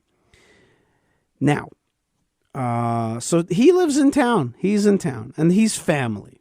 Fine. Vatomer Ruth Moaviyah Naomi. Now, Ruth, not just Ruth, but here she's Ruth the Moabitess. She's a stranger here, and so she's identified by the text as she was identified in Bethlehem here in town, in Bethlehem, as a Moabitess. So she's the other. So Vatomer Ruth Moaviyah Naomi. This is chapter 2, verse 2. Ruth, the Moabitess, says to Naomi, saying, Elechna asadeh, let me go to the field, ve'lakta b'shibolim, and let me gather the stalks, achar asher emtzachen ba'inav, after anybody who is going to I'm going to find favor in their eyes. V'tomar la, and Naomi says to her, Lechi biti, go ahead, my daughter. But the bottom line is that she's going now to the fields because there's a custom in the Jewish world that, and not a custom, it's a law that if somebody is harvesting and they drop one of the sheaths, one of the stalks, they're not supposed to pick it up and let the paupers pick it up after them. But she also says, whoever I find favor in their eyes. Now, again, the subtext here is Ruth is an other that doesn't belong, and yet she's also very beautiful. She's the proverbial lady in red. And there's a problem there, right? So who's going to find, what young man you're going to catch his fancy, and for what reasons? So verse 3. So we have a tension that's set up there, right? The tension is of a foreign lady, a beautiful foreign lady, in the land of Israel, a land that searches for purity, and yet she's going to go now and get some free food from somebody who's going to like her, and there's a tension that's set up there. Vatelech, v'tavo, v'teleket. And she went, And she came and she gathered B'sadeh achar kotzrim, in the field after the reapers. Vayiker mikreh chelkat hasadeh.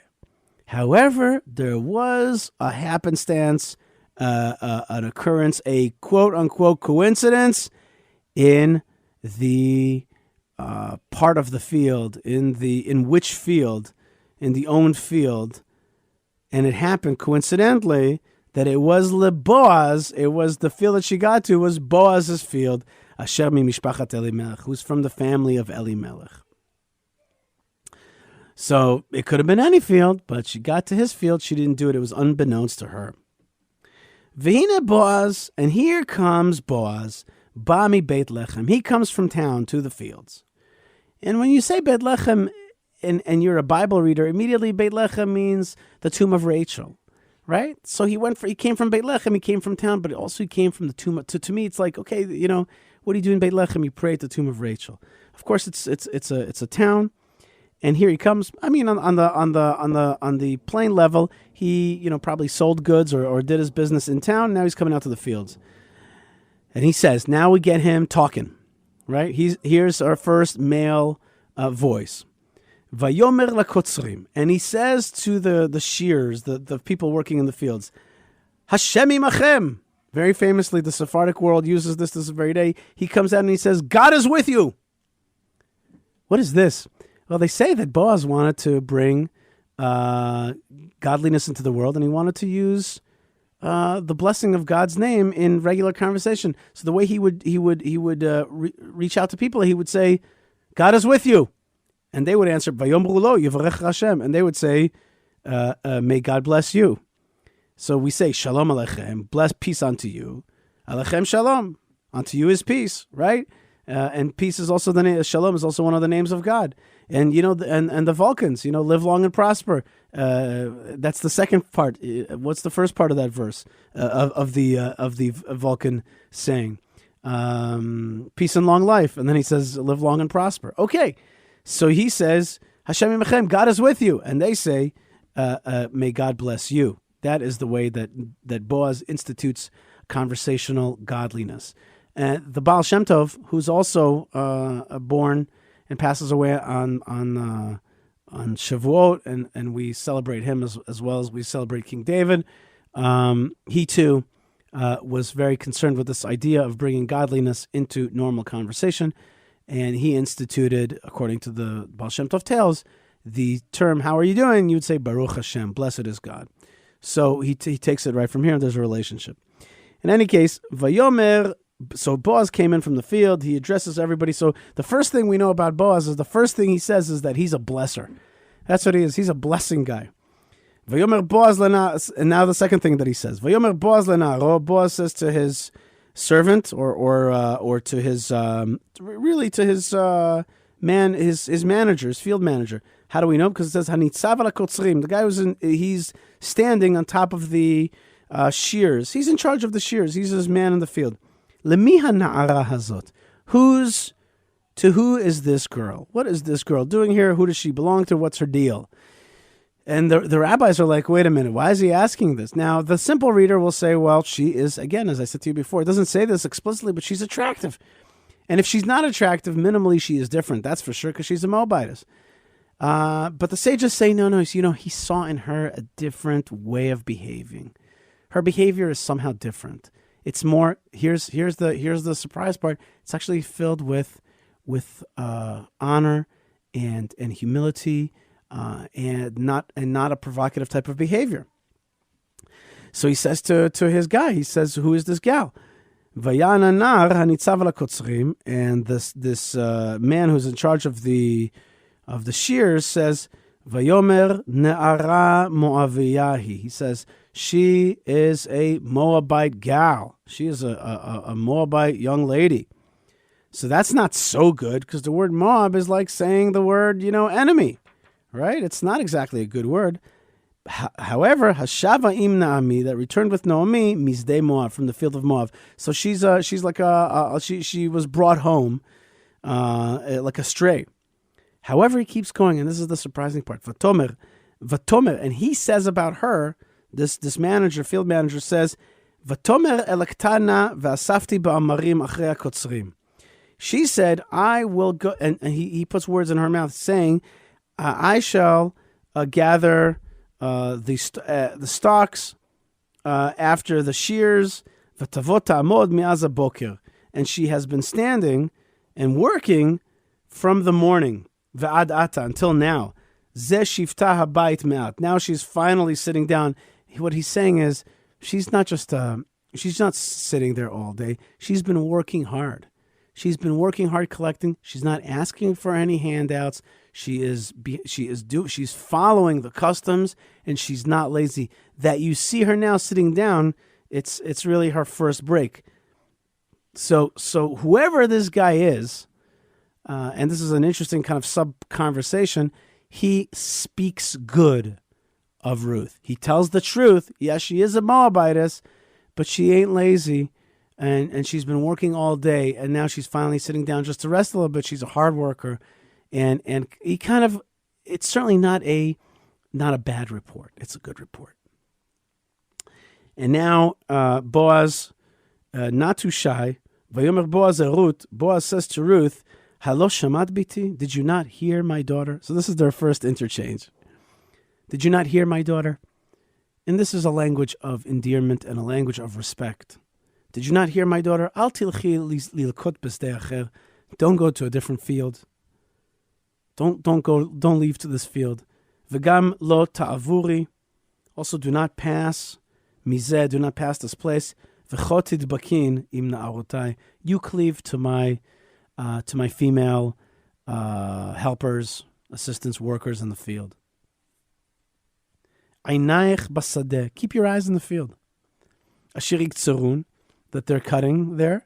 V'alach tachrehen. Go after them. Halot tziviti et ha'na'arim lebilti nagech. I've told the servants, the helpers, the boys, not to touch you. V'tzamat v'alach el kelim v'shatit. And if you get thirsty, go to the vessels and drink. Me'asher. One second. Me'asher yishavun hanerim, from what the boys will draw, the water that they'll draw. You can be with us. You don't have to be a stranger. That's his first, walk in this field. Don't go astray. This is your place, and drink for what you need. And whatever other people work hard, it's okay. You don't have to draw for yourself. It's okay. But so far Ruth has been very cool, right? She says, "I'm not going anywhere. I'm going with you. I'm not going to leave you." She says that to Naomi, and then she says, "I'm going to go harvest in the fields." And now, but suddenly there's a different Ruth, and it says, we're in chapter 2, verse 10. Vatipol al paneha, she fell on her face. Vatishtachu arza, she genuflected. She she bowed down fully, prostrated herself fully, and she falls on her face and all the way on the ground. Vatomer elav, and she says to him, "Madua, why?" And this harkens back to that name, to that word family, meudah, right? Madua matzati chen be'einecha lehakireni ve'anochi nochriya. Why did I find favor in your eyes to recognize me, and I am a stranger? I don't fit here. Why would you be kind to me? Not demanding her rights. Not saying, what is this, apartheid? She says, I don't deserve your kindness. You're being kind to me, and I don't know why you're being kind to me. Why would you recognize me? And lakireni also means to really understand who I am, what I'm really about. But I'm a foreigner. Vaya'an Boaz, vayomer la. Boaz said to her, saying, but he understands what she means. Vaya'an, she understands. Boaz, and he answers her. Hugadli kol asher asitim chamotech acharei mot ishech. It was told to me what you did, all that you have done with your mother-in-law, who is my family. It doesn't say that, but that's what it means. Acharei mot ishech, after your husband died. v'ta'azvi avi ve'imech, and you left your mother and your father. You could have gone back. You could have gone back to Moab like your sister. But you left all that to go with your mother-in-law. You left your mother and your father and the land of your birth, and that harkens back. Of course, it harkens back immediately. Any Bible reader knows this goes back to Abraham, right? Lech lecha me'artzecha min beit avicha el haaretz asher areka. Leave your land, leave the house of your father to the place I'll show you. That's what you have done, Ruth. You have acted like Abraham. And that, by the way, is maybe another rationale for why Ruth's grave is purported to be in Hebron, because she acted too like Abraham. She left her father and her mother. She left her homeland to walk after God. V'tilchi, and he continues, Boaz, v'tilchi al am asher lo yadat, and you went to a nation which you didn't know. Tmol shilshom, the day before yesterday, you didn't know it. That's a Tmol shilshom is a way of saying from the past, you're not from here, you're not from this. And you know what? Instead of seeing you as being a strange a foreign entity here in the land of Israel, I see you for what you really are, which is a brave and courageous person who wanted to go after your mother-in-law and join this nation. I respect that. I respect what you're really about. Instead of seeing you as just another, instead of just saying, ooh, what do we need her here? Thanks a lot, Naomi. No, I see your courage, and I know the kindness which you showed your husband and your kindness that you showed your mother-in-law. And now he's going to bless. This is the book of blessings. Yishalem Hashem po'alech. May God bless your handiwork. V'tihi maskarotech shlema. May your livelihood, or more your recompense, your payment should be full. And say the rabbis say immediately, and the sages say, and it's kind of obvious in the text, the word shlema, which means whole, is the same exact letters as Shlomo, the son of King David. May your recompense be Solomon, right? At the end of the line. And I mean that literally, the line, your line. Not the end, because David is the beginning, King Solomon, and all the way to Messiah, to Mashiach. Me'im Hashem, from God, may He give you full payment for what you've done. Hashem Elohei Israel, Hashem God of Israel, Asher bat lachsot tachat knafav, which you came to be ensconced under His wings. And now we've moved from the nation, because before he said v'tilchi el am asher lo yadat tmol shishom, you went to a nation which you didn't know. And then may God reward you for coming to be protected under His wings. So first it's the nation, you joined the nation, and then you joined our God. And I want to say here parenthetically that I was taught an incredible thing from the Rav Mani II, which was taught to me in Ma'aleh Zeitim by Rabbi Sultan. And Rav Mani II was a great French rabbi and thinker, a great one. And he taught something so amazing, it really blew the roof of, blew my kippah off my head until I had to go get it back. And that is that Root is the Gilgul, the transmigration of souls of Yitro. And she has the same letters in their name. Yitro has root in there, except for one extra yud. And basically, there was a big honor that Jethro, Yitro, did, and that is that Jethro wanted to join the nation. He wanted to convert. But at some point, he leaves the nation, and he goes to try to convert his people, et cetera, et cetera. And Moses tries to stop him and say to him, Stick with us. We need you. And he says, no, I'm going to go back to my nation. Because what Yitro understood was that the way to God is through any nation. It's understanding that there's one God, and I could serve God, and I can convert people, and they can become Noahides or all that kind of stuff, and I can go back to any nation and find God there. What he didn't understand is what he didn't fully kind of figure out and finish off in his life, which Root had to finish off, which is it's through the nation. First, it's join the nation of Israel, and then it's join the God of Israel. And that's what we see over and over again, that you join the nation and then you join the God. And this is what Jethro missed out. He could have joined the nation, but he joined God. But he didn't understand that it was going to be through the agency of the Jewish people. So you have here Boaz recognizing the heroism of Ruth.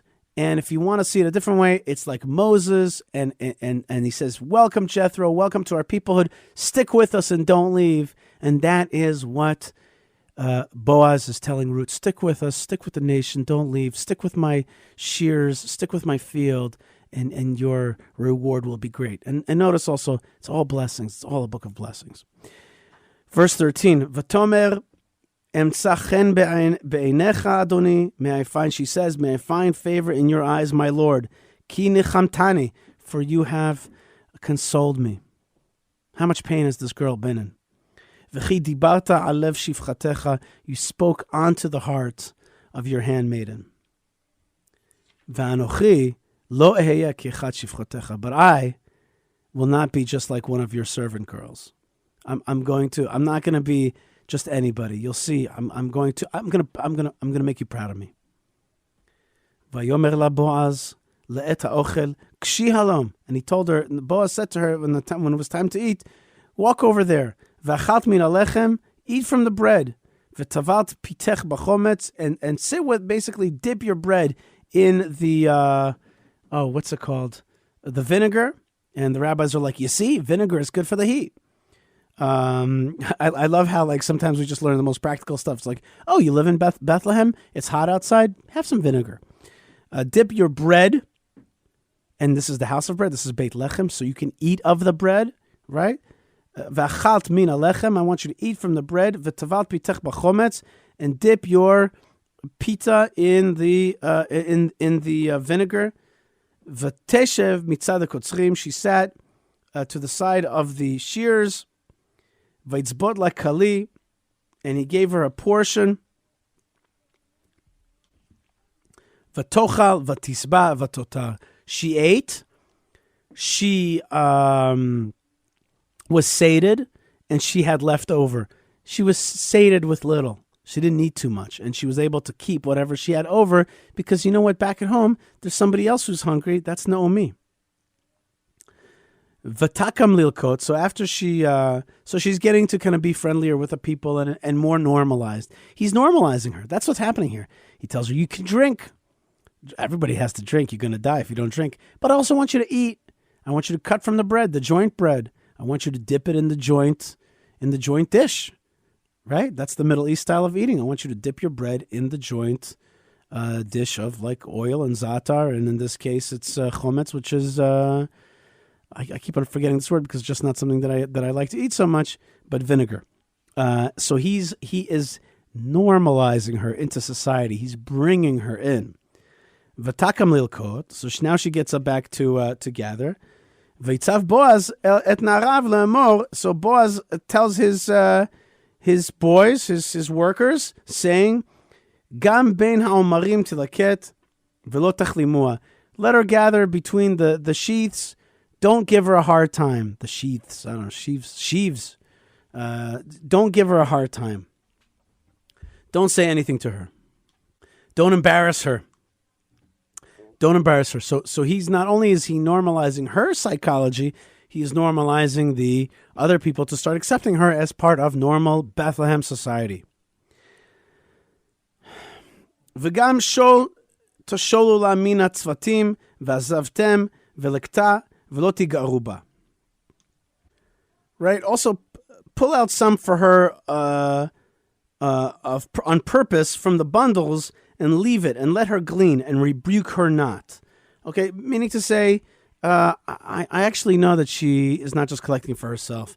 I've got this kind of sister-in-law or my aunt. It's actually my aunt. And I want to make sure that she eats as well, but I don't want to embarrass her. So make sure that Ruth gets a lot. Okay, so she gathered in the field until the evening.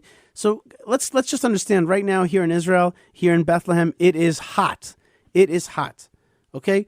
So she has gathered now. She's been in the field all day, and we know we've already understood if you're thirsty, you got to drink, and if you're hungry, you got to eat. It's hot out there. It's the fields, right? So she gathered. It says v'tilaket b'sadeh ad ha'arev.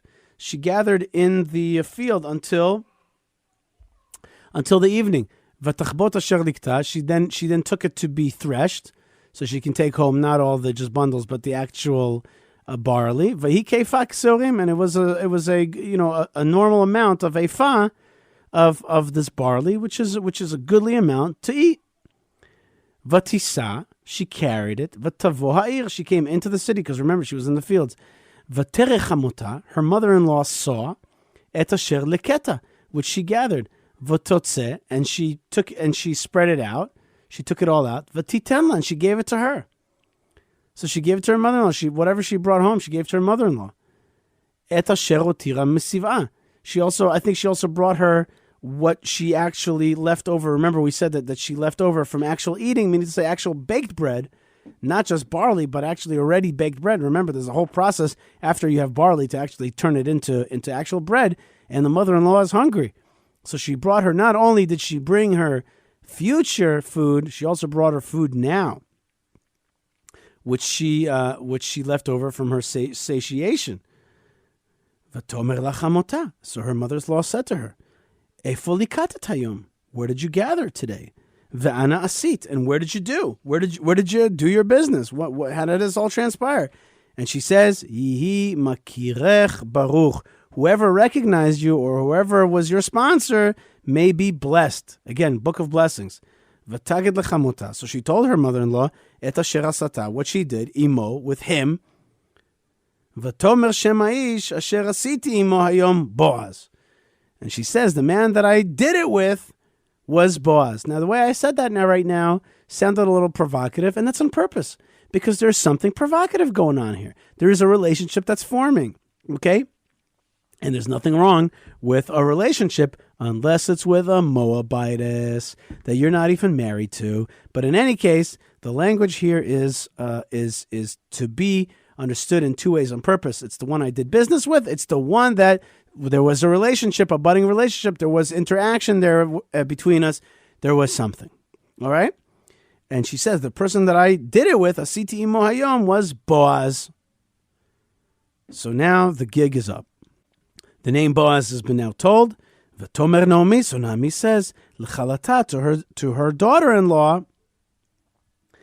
Right now she is once again a daughter-in-law, not just Ruth, not Ruth the Moabitess, but her daughter-in-law. And maybe there's a marriage here because the word kalata, daughter-in-law, comes from the word kala, which is a bride. So there's a hint of something here, folks. There's something going on. There's romance in the air, is there? There's something in it. Good, think about Yenta. Think about like a Jewish mother. She senses that something's up. So now she says, "V'tomer Naomi lekalata." She says to her daughter-in-law, which is like a bride, "Baruch hu Hashem, blessed he unto God, asher lo azav chazdo et ha'chaim v'et ha'metim, which he did not leave his kindness from the living and from the dead." This could be either about Hashem or Boaz. Baruch hu Hashem, blessed is he to God, asher lo azav, which did not leave his kindness to the living, to the dead. Who's the he?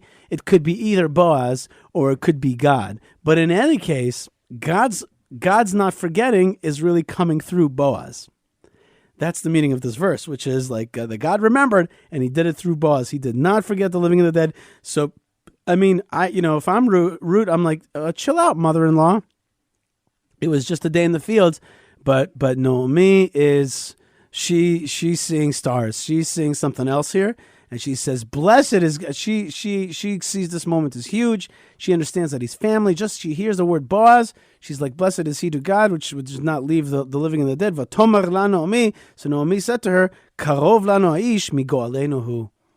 He is close to us. He is indeed one of our redeemers. So now we're getting into something a little bit like strange. What does it mean, redeemers? Redeemers, I mean, the redemption here is from really the literal world of redemption, literal meaning of the word redemption, which is like a legal status. Like he's going to redeem us. And Elimelech's property, and he's going to somehow bring us into a normative status. What does it mean exactly, redeem us? But in any case, the word redemption is now being thrown out. into this discussion. So Boaz, she recognizes that name. She remembers her nephew Boaz, and she is recognizing that God is doing a miraculous thing here. Okay, so now, but Ruth is kind of still she's still not there. She doesn't quite get it. She's being a little bit naive. But Ruth is still a Moabitess, and she says, "Gam ki amar elai im hanarim asher li tidbakin ad im kilu et kol katzir asher li." So she's reporting to her like everything is normal. She says, "Well, he told me to cleave with the boys that belong to me, the workers, until we're done with the barley harvest, with this harvest. So that's what he told me to do." So v'tomer Naomi Ruth kalata. So Naomi says to Ruth, her daughter-in-law, the kala, tov biti ki titz'i im na'arotav v'lo yifga'u bach b'zdecher.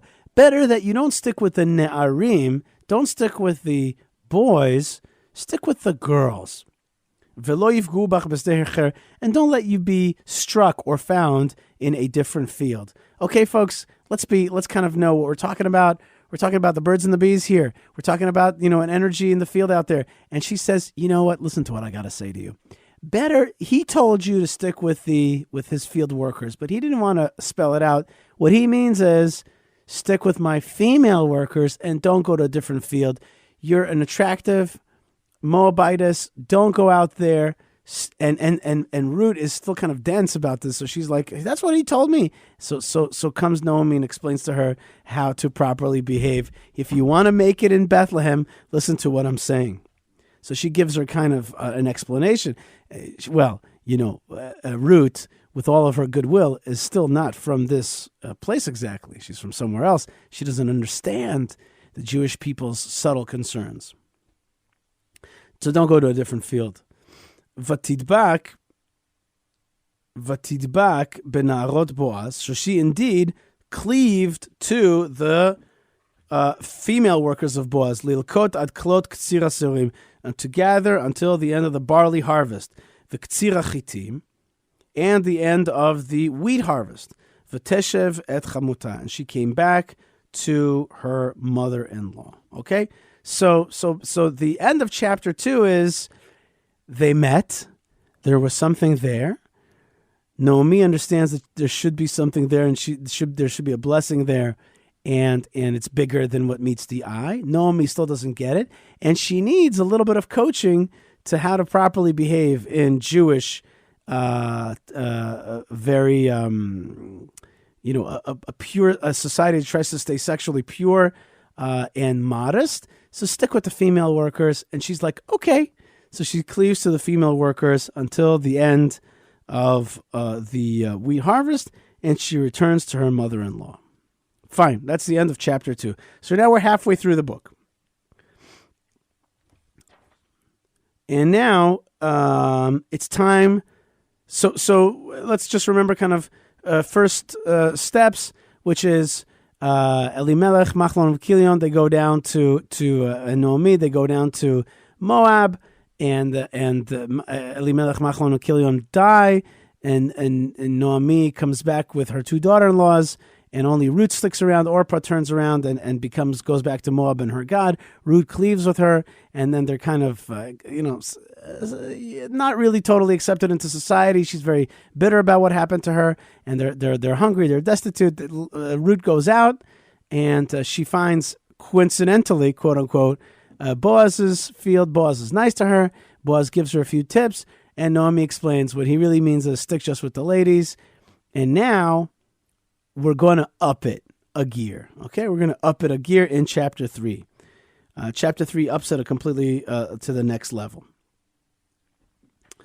Because, okay, so you have food and you have some relationship, but now it's time to bring it up. So verse 1, chapter 3, verse 1. V'tomer Naomi chamota, v'tomer la, and she said to her, Naomi chamota, Naomi, her mother-in-law, said to her, so first it was said to her, to Ruth, who said it, Naomi, Biti, my daughter, halo evakesh lach manoach asher yitav lach, should I not ask for peace for you that will be good for you. The word Manoach reminds us of the word Noach, who was the great savior of humanity, and also Manoach, who is the father of Samson, who also started saving the Jewish people. But it also means peace and relaxation. Should I not ask for you some peace and relaxation, some calmness in this world, some emotional satiation, some peace that will be good to you, that will be good for you? V'ata, and now, v'ata, halo Boaz moda'atanu. Is he not our knower? Now, the word our knower, we said before, also means our family, but it also comes from when Adam knew Eve, right? Know in the biblical sense. But he's our knower. Asher ha'itat narotav. Now, you were before with his female workers. That was during the harvest. The harvest is now done. Hinehu zored goren asorim halayla. Is he not tonight with the barley fields? Is he not planting the barley tonight? You know, the word is actually, the word zoreh is not the word zoreh, it's not the word planting, it means winnowing. He's winnowing barley tonight in the threshing floor, meaning to say he is doing a threshing work, right? He's doing the threshing work, and the threshing work is such that you separate the chaff from the separate the wheat from the chaff, but in this case the barley from the chaff. But it really means getting to the heart of it all, right? It means really getting to the nut, to what you really need. It means separating the chaff.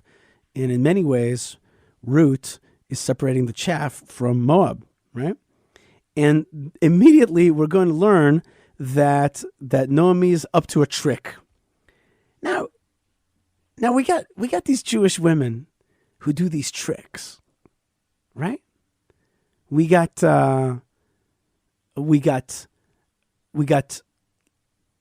Leah and Rachel, where Rachel was supposed to be married that night, but instead it's Leah, right? And we're going to meet Leah and Rachel in the story later on. They do a trick. You got the trick of Rivka. Rivka tricks her husband by dressing up her own son as the other son to get the blessings because she knows better. And of course, there's the trick of Tamar, who is tricky and dresses up as a harlot on the side of the road in order to catch the seed of Judah. So she's concocting one of these biblical women tricks.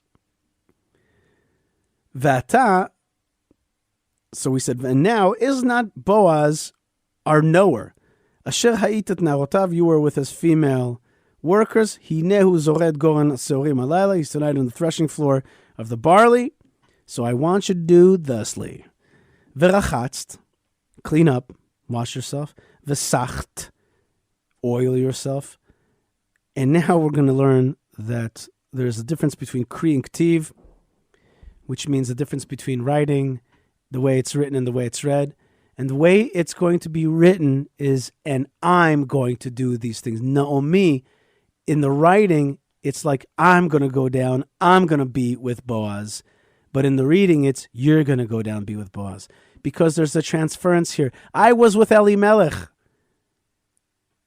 I was supposed to be the one who has children. I was supposed to be the one who has children from Judeans in Judea, in Bethlehem. But it didn't happen. And now you're my surrogate. You're my surrogate now. And that is what the Greek tiv here is going to accentuate. And it says, Vesamti. I shall put on. But we read, Vesamt. You shall put on a dress. Simlotach, your dress. Simlotaich. Put on your dress. Alaich, on yourself. V'yaradati, it says. It says, and I went down, but we read v'yaradat, and you should go down to the threshing floor, hagorin. Now, by the way, another thing is when we say threshing floor, that also immediately, in a Bible reader's head, pops up another image, which is the famous threshing floor that King David purchases to build the temple in Jerusalem.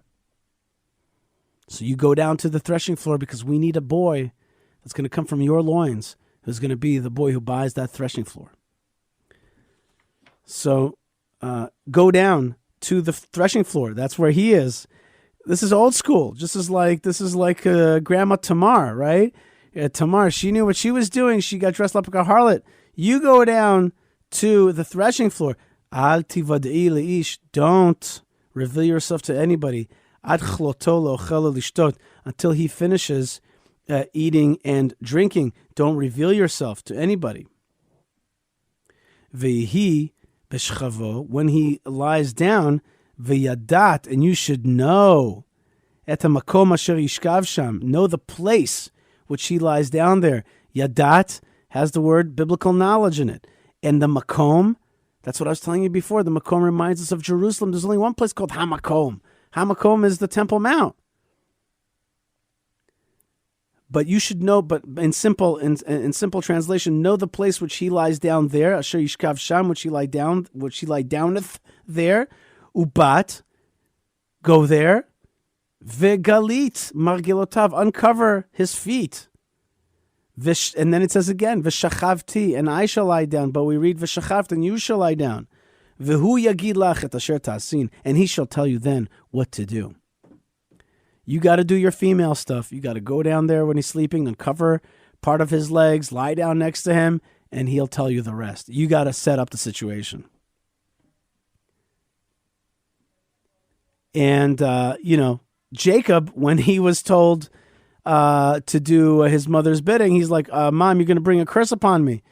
But when, with Leah and Rachel, they accept that this is what they got to do. Rachel has to trick her father, sits on his idolatry. Or when Tamar needs to do what she has to do, she just does it.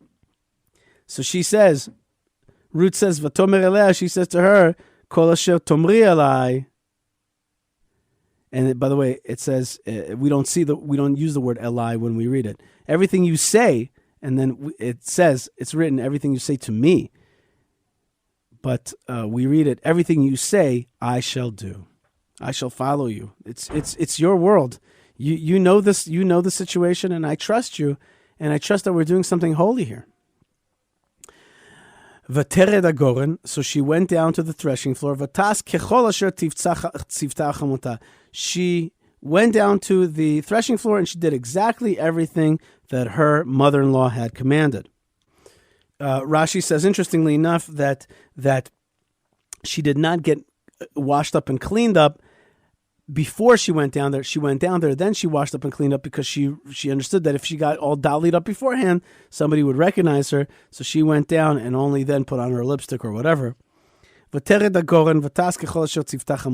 went down to the threshing floor and did everything that her mother-in-law said.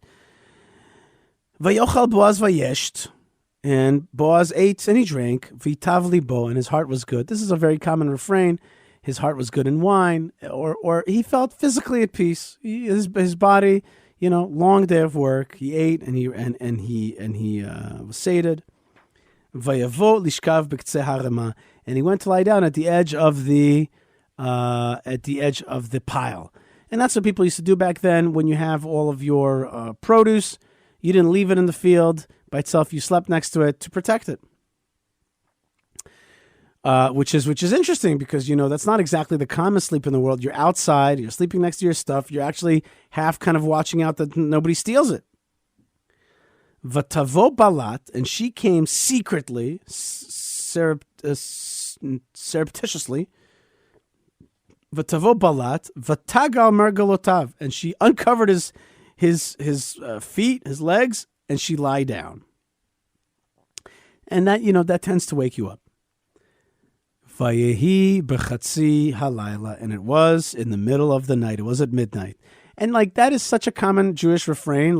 We even have a song on Pesach that we're and it was in the middle of the night. And we have all these verses where things happen in the middle of the night. And this is one of the famous ones. This is where King David is going to start, being born through this relationship. It was in the middle of the night. Vayehi b'chatzi halayla. It was in the middle of the night. Vayichrad ha'ish. The man feared.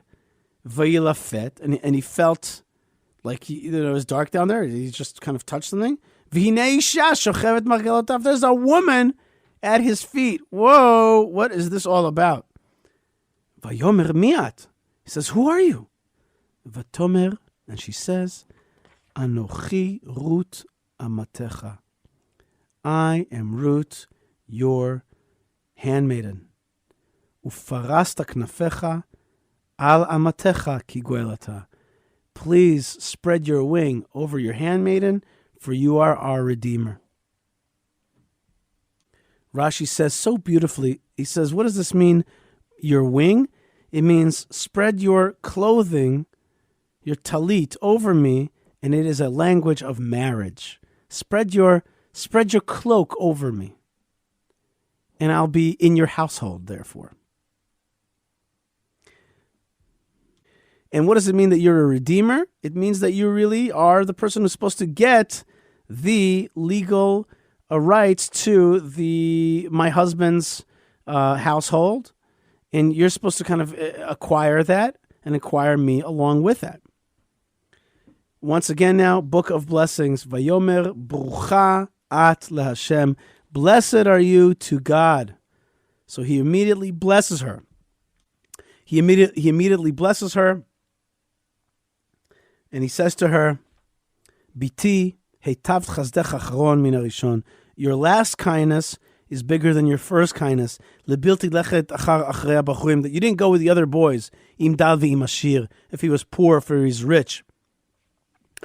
Evidently, there was some concern that she might go to somebody else. But this was after kind of that period, and she comes back to him, and he's like, I recognize the fact that you could have gone another way, but you did not. V'ata biti al tir'i. And now, my daughter, do not fear. Kol asher tomri eselach. Whatever you say, I shall do for you. Ki yodea kol sha'ar ami. Because the gate of my nation knows, ki eshet chayalat. For you are a woman of valor. Whoa, whoa, whoa. Everybody in the nation, you are now accepted in the nation. The gate of the nation. Right, and we remember the gate of the city. We learn it from Abraham as well, right? That Abraham purchased the tomb of the patriarchs, the cave of the Machpelah, in the presence of the gate of the city and other people living there. Everybody at the gate of the city knows that you are what? An Eshet Chayil. So come on, when you say Eshet Chayil, you know exactly. We have a song that's written by King Solomon. You must know the Bible, which is Eshet Chayil song. You're a woman of valor. You're a good woman. That's what. And if you want me to read it just plainly, it's everybody knows you're a good woman. Everybody knows you're a good woman. You've really proven yourself over this time, and it hasn't been rushed. And people have gotten to know you, and it's not just because you're beautiful. It's also because of the respect that you've earned, not just in my eyes, but in the eyes of the nation. You've become normalized, and whatever you say to me, I shall do. Just like she did everything that her mother-in-law told her to do. He says, "I'll do whatever you want me to do." Vata. And now, this is verse 12, chapter 3, verse 12. Vata, and now, ki omnam, ki im goel anochi. Indeed, I am a redeemer. I am a legal redeemer for your, for the property. V'gam yesh goel karov mimeni. However, there is somebody that is a little bit closer than I, a little bit in terms of the lineage. There's somebody who precedes me. He precedes me. You know, and I misread something because it's verse 12. It says, V'ata ki omnam ki, and we don't say the word im. We don't say that word. It's written, but it's not said. Ki goel anochi. I am indeed your redeemer. I'm a family member redeemer. But in terms of the rights of succession, the rights of the property, the estate, however, there's somebody that's closer than me. So let me do my business. And he says, Lini, with a big lamet, Lini, sleep here, halayla, sleep here tonight. V'haya vaboker, and it'll be in the morning. Imi galech, if he shall redeem you, tov, yigal, he shall redeem. V'im lo yachpotz legalech, but if he won't redeem you, v'ga'altich, I shall redeem you. V'galtich anochi, I shall redeem you. Chei Hashem, I swear by the life of God. Shichvi ad boker, lay till the morning. Be at peace, because one way or the other, things are going to turn out okay for you. It's either going to be that guy or it's going to be me, this guy. But somehow we're going to take care of this problem of Noemi in our midst, of Ruth in our midst, were going to somehow redeem your status one way or the other. It would be unfair of me if I didn't mention that there is a tension there. Here's a beautiful young woman in his lap, and there's nobody around. It's the middle of the night, and the Midrash says, in fact, there was a lot of energy there. There was a lot of tension there, but he says to her, "Lay here till the morning. I've got to do this the right way. Okay, I'm not going to do this the rushed way. I'm going to do it the right way. And now I have to make sure that this is done properly. This ain't no Moab here, okay? We got to do this the right way. And if you want to get married to me, then I got to make sure that all the T's are crossed and the I's are dotted, although they didn't have T's or I's in that culture. But I got to make sure that here in Bethlehem things are done right. So lay here till the morning."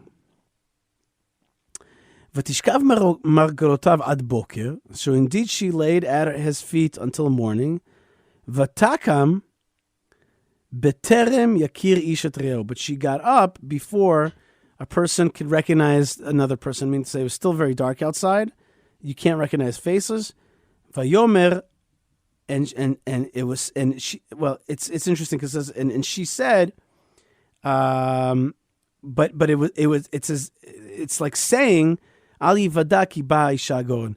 It was said, or maybe he said, or somebody said, that nobody should know that she came to the threshing floor.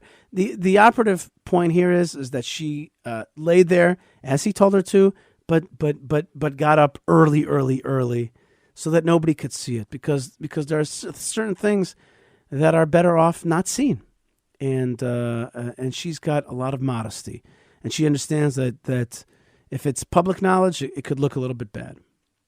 So she doesn't want to do that. And she came, and it doesn't even say, by the way, it doesn't even say that Ruth came to the Goren. It's that the woman came to the Goren. Nobody should accuse this great judge, this great important person, this great wealthy person, the strong person, Boaz of hanky-panky.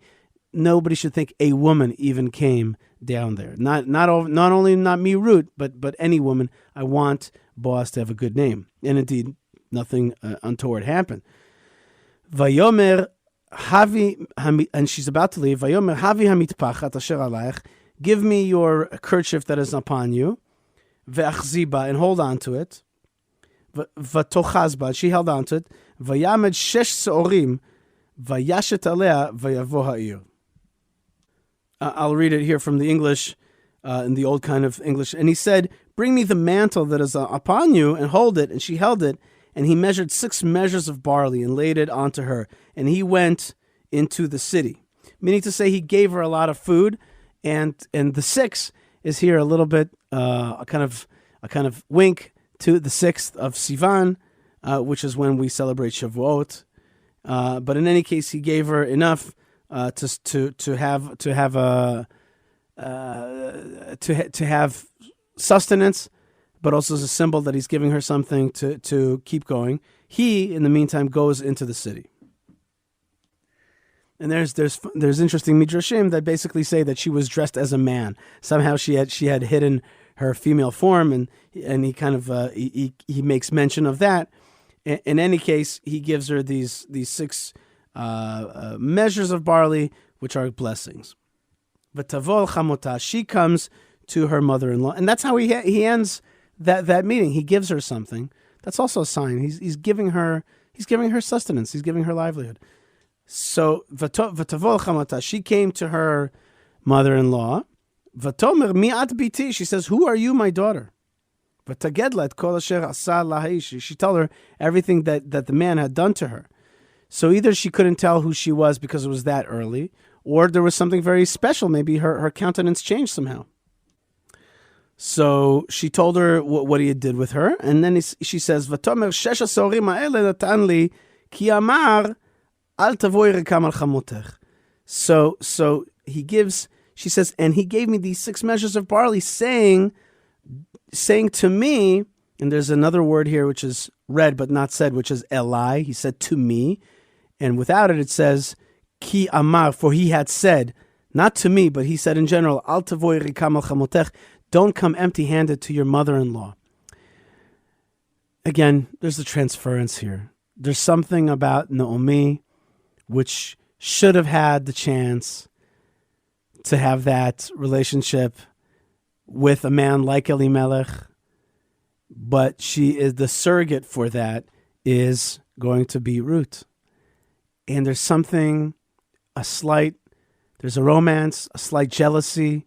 There's a hint that he sends Naomi a signal saying, well, Naomi, I'm going on now to marry Ruth, but wink, c'est la vie, it could have been us. Something is there. There's a little hint to that relationship that didn't happen, that was not consummated, but instead there's this surrogate, this lady Ruth, which it's important for one reason or another to bring her into the nation. So Naomi says to Ruth, "Vatomer shvi biti." She says, "My daughter, sit here, be still. Ad asher tid'in ech yipol davar," until we'll find out how the thing will fall.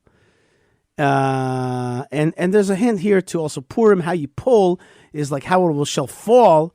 Like what, things are just going to fall?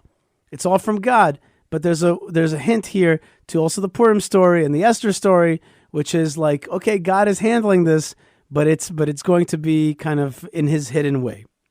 And so we'll see how things fall. Wink, wink. Fall in quotation marks because it's all from God. How the thing will fall. Ki lo yishko ta'ish, because this man, I know him, because this man will not be silent ki im kala hadavar hayom, until he's done with this deed today. He's a man of, and we've learned this, he's a man who takes care of business. So we've had some conversations between Ruth and Boaz, but in the end it's Naomi that says, listen, now you chill here because it's Boaz and he's going to take care of business. And I know this Boaz. I know him well. And he's going to take care of this business today. So the sun, there was a midnight rendezvous. And now there is, the sun is rising on Bethlehem and Beit Lechem Ephrata. And business needs to be taken care of. It's today, from here on, not from here on all the way, but for a little bit, now it's a man story. So we're going to get to chapter 4 of the Book of Ruth. And I am Yishai Fleisher, and I'm so honored and pleased to be joining you. And let's finish up strong, the last chapter in the Book of Ruth, chapter 4. Chapter 4. Boaz Allah hashar, and Boaz went up to the gate, right, the gate of the city. Vayeshev sham, and he sat there.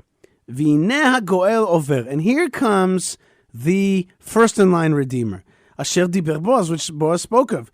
Vayomer, and he says to him, Surah, Shvapo, come down, sit with me, Ploni Almoni, Mr. Anonymous, because we're never going to learn his name. And the Torah calls him, the Bible calls him Ploni Almoni, as in, I'm not going to use your name, but your name is Ploni.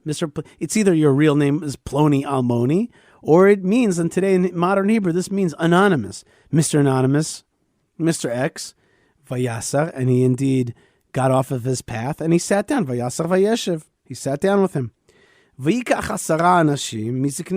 Now here, again, we're hearkening a little bit back. There's only one other tale kind of that immediately, graphically, we see the same image of witnesses in the gate of the city, and that's Abraham's purchase of another field in Judea, and that's the field of the Machpelah, also in Judea, in Hebron, the capital of Judea.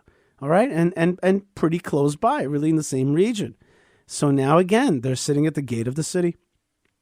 He took 10 men from the elders of the city. Now everybody, Boaz is a businessman and he gets it done. He says, everybody sit down here. And they say, okay. So they all sit down. Now he says to the first in line redeemer, the field. And again, we're hearkening back to Abraham. The parcel of field, which is to our brother, literally our brother, Elimelech, Moav.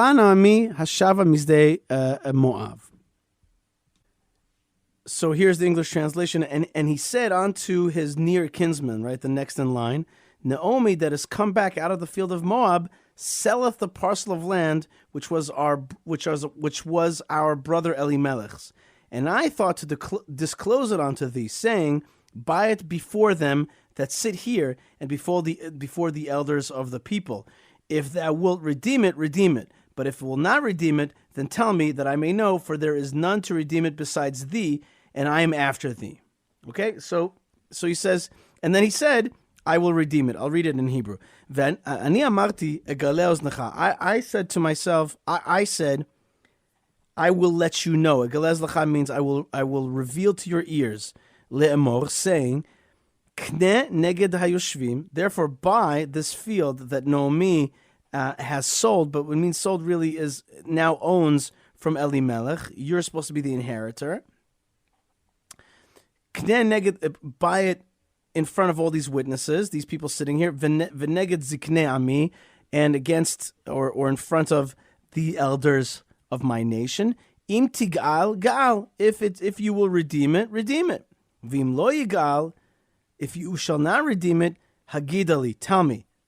Ve'eda, here's that word again, know, and I shall know. Ki ein zulatcha, however, there's nobody besides you, ligol, v'anochi acharecha. I mean, so you're number one, I'm number two. Vayomer anochi yagal. So I want to say what's really going on here is a very rabbinic, very Pharisee, very legal thing. He's like, look, you're first in line, and there is a law in this land. There's a way things are done. And he says to him, Vayomer anochi yagal. It says, yes, okay, fine, I accept that your premises, and I shall indeed inherit it. I want to inherit it. So that was like brinksmanship, because you know that Boaz doesn't really want him to inherit it, but he says, I will inherit it. However, Boaz has another thing coming. He says he has another thing coming out, and he says, "Vayomer Boaz, bayom knotcha sadeh miyad Naomi." But you got to know one more thing, which is fine. You want to redeem it, great. But the day that you buy this field from Naomi, umeat Ruta Movia, you also get the stuff of Ruth, the Moabitess, Eshet Hamet, which is the wife of the deceased, right? Machlon kanita laakim shem hamet al nachlato. You've also purchased the opportunity to raise the name of the dead onto his inheritance. In other words, there's a mitzvah of leveret marriage. There's a mitzvah of marrying the wife of your brother who did not have any children, and you have to raise the seed on his name, and you have to give that person a chance. This is called levered marriage or yibum. By the way, some people say that she was going to sell the fields that belonged to her family, and this was a way to kind of redeem it so it doesn't go to somebody else. But in any case, he says to him, look, if you're going to buy the field, you also have to marry Ruth the Moabitess. She's part of the package deal here. If you want to inherit this land, you also inherit this story as well. It's kind of a package deal of purchase. You purchase the land. You also purchase the girl who goes with the land because that was part of the deal. And also there's a literary similarity, therefore, between the field, which produces, and the wife, which is supposed to produce offspring. You want to take the field of the man who died, so to take his wife and raise children in his name. So that's what you got to do, says Boaz. He's like he springs it on him, but it's a package deal. Vayomer HaGoel. So the Redeemer says, Lo uchal lig'oli. I shall not be able to redeem it. Pen ashchit et nachalati. Lest I mar my own inheritance. Mar it or somehow hurt myself, but I will not be able to do it because of my inheritance. My inheritance, not the name of the dead, but my inheritance can suffer. Somehow this is going to taint me or mar me, because I'm going to have this Moabitess, and I'm just not so sure that this is a good thing. Ga'alat lecha ata. You do it. Go ahead now. You do it. Well, thank you for following protocol, but now you do it. You inherit. You inherit the this issue, this problem, this mess. The sages say on the verse, the day that you purchase the field, you'll purchase root. It says, it is told, we learned here that anybody who buys 4 cubits in the land of Israel, he is promised to be a person that has a share in the next world. So he says, so the Ploni Almoni, Mr. Anonymous, who's the first redeemer, says, you know what, you redeem it. I don't want to mess up my inheritance. You can redeem my redemption. Ki lo chaligol, for I'm not going to be able to indeed inherit it. It's this package deal is too much for me. I'm a little risk averse. That's basically what he says. I'm risk averse. Okay, and now going to be a kind of a narration telling us v'zot lifnim b'Yisrael. This is the way it is done in Israel. This is the protocol. Al hageula v'al hatmura, on redemption and on purchasing and paying a recompense, concerning redeeming and concerning exchanging, to confirm all things. This is the legal way. Now, the kind of this book, which has been a book of men and women and relationships and loss and found and poverty and wealth and all that, suddenly goes into legal mode. And it says, well, this is the sign in Israel concerning redeeming and concerning exchanging, to confirm all things. How was it done? L'kayem kol davar, to fulfill and confirm all things. Shalaf ish na'alo v'natan l're'ehu. They used to make a sign. Okay, we got a deal, and the way we're going to do that is everybody took off his shoe and gave it to his friend. V'zot ha'teudah b'Yisrael, and this was the attestation. This is how things were attested to in Israel. So that was like the way the things were shown. So they both did that. Vayomer hagoy leBoaz, kneh lecha v'yishlof na'alo. So the narration told us how it's done. So suddenly now back to the story. So the Redeemer says to Boaz, you purchase it, and he took off his shoe. Meaning to say, he's not going to slap him with the shoe. What he means to say, let's exchange shoes. Everybody's going to see that I'm holding each other's shoe. That means I'm holding the other person's business and welfare and money. There's an exchange that happened here, and we're all in full agreement. That is, and if you think about it, you're standing in front of a lot of witnesses. You can shake hands. What does shake hands mean? It means, do we agree or we don't agree? Do we walk away shaking hands? I exchange the shoes and I hold up the shoes to each hand. It means to say, you have something of mine, I have something of yours, and I'm cool with that. We're cool with that. That's a sale. So that's what they did. Vayomer Boaz l'zkenim v'chol ha'am. So Boaz says to the elders and all the nation, right? So there's the elders, there's the nation, there's 2 different people. There's the simple folks, that's the folks, and then there's the elders. Edim atem hayom, you are today witnesses. Ki kaniti, for I have purchased and I have bought all that is et kol asher la'Avimelech, le'Elimelech. Notice now what I have done, right? I have, you are witnesses that I have purchased all that is to Elimelech, and everything that belongs to Chilion Machlon from Naomi, whatever she had of theirs, and she's willing to sell, or through inheritance, I have purchased it today. By the way, I just want to say one thing. Go back a few phrases about the shoe giving one to the other. It says, Davar shalaf ish na'alo v'natan l're'ehu. Natan l're'ehu gave it to his friend. Well, that reminds us exactly of Purim, right? Of giving gifts to one another. So here they're giving the shoe to one another, but sometimes there's a little kind of, linguistic reminder of a different book and a different heroine. So at the end of that book and the end of this book, so they gave each other the shoes. So they did it in a willing fashion. In the end of that book, it's really, that we celebrate Purim through giving gifts to one another. In any case, I have bought everything that was Elimelech's and Chilion Machlon from Naomi. V'gam, and also et Ruth Moaviyah. I also purchased Ruth the Moabitess, Eshet Machlon, right? The wife. That's right. The wife of Machlon. By the way, Machlon, I have a note here for myself. Machlon has the word lechem in it. Right? Has the word lechem. Has the word bread, the house of bread. So Machlon, lechem, right?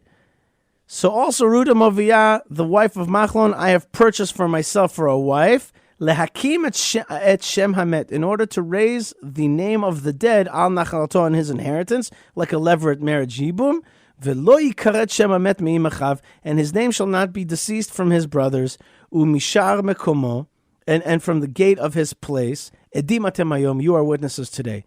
Again, witnesses at the gate, that is immediately reminding us of Abraham. And Abraham, when he purchases that gate, when he purchases that field and the cave within it at the gate, what is he purchasing? He's purchasing Jewish continuity.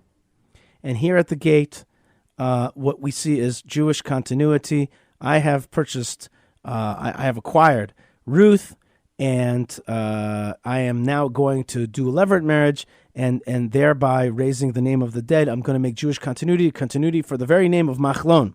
You are witness to it today. And there's legalism here, right? I say this word because sometimes my Christian friends, still hearken to the past when the Christians don't like legalism. This is the law. This is law here. And that's the way we Jews do it. And here you have a clear signal that it's part of the Bible, that law is the way that it was done, and it should be done today. Vayomru kol ha'am asher b'shar, and all of the nation that was in the gate, v'haskinim, and the elders said, Edim, we are witnesses. And the elders, they all, Edim. He says, you're Edim, you're witnesses. And they're like, Edim, we are witnesses. They acquiesce to that. And then, here comes the Book of Blessings again.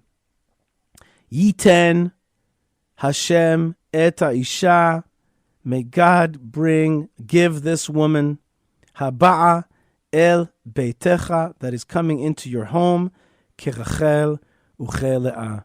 She should be like Rachel and Leah. Asher banu shtehem, who together built et Beit Israel. They built the house of Israel. So, on the one hand, it's Judah, the tribe of, it's Bethlehem and the tribe of Judah. So that's Leah. But the other one is Rachel, who's buried here as well. And you're this new wife that you're bringing, this Ruth the Moabite, this convert. She should be like Rachel and Leah. She's plugged in to that lineage, which they built the house of Israel. And the house of Israel is usually a reference to the women of Israel, right? We learned that in the Torah, Beit Israel. So they should build the house of Israel. In this way, they should keep going to be. This Ruth is going to be like Rachel, who builds the house of Israel. These are the women of Israel. Ve'aseh chayil be'Ephrata, and may you make success and strength in Ephrat. Ukra Shem beBeit Lechem, and your name, you should call out a name, the name of God, the name of Machlon, the name of Boaz, the name of Ruth in Beit Lechem. Right? It should be called out, your name. Or you shall, the name shall be famous. Maybe God's name, maybe David's name, maybe Machlon's name, the dead, maybe Ruth's name, the book.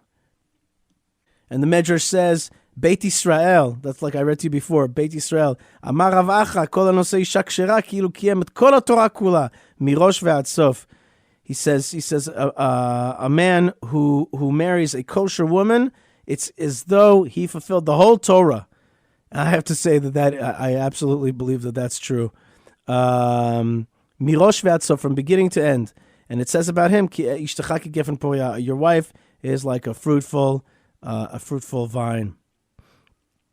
And therefore, Eshet Chayil, which is the term that was used about Ruth by Boaz and written later on by King Solomon, and inspired by Abraham's lament for the loss of Sarah at the tomb of the fathers and mothers.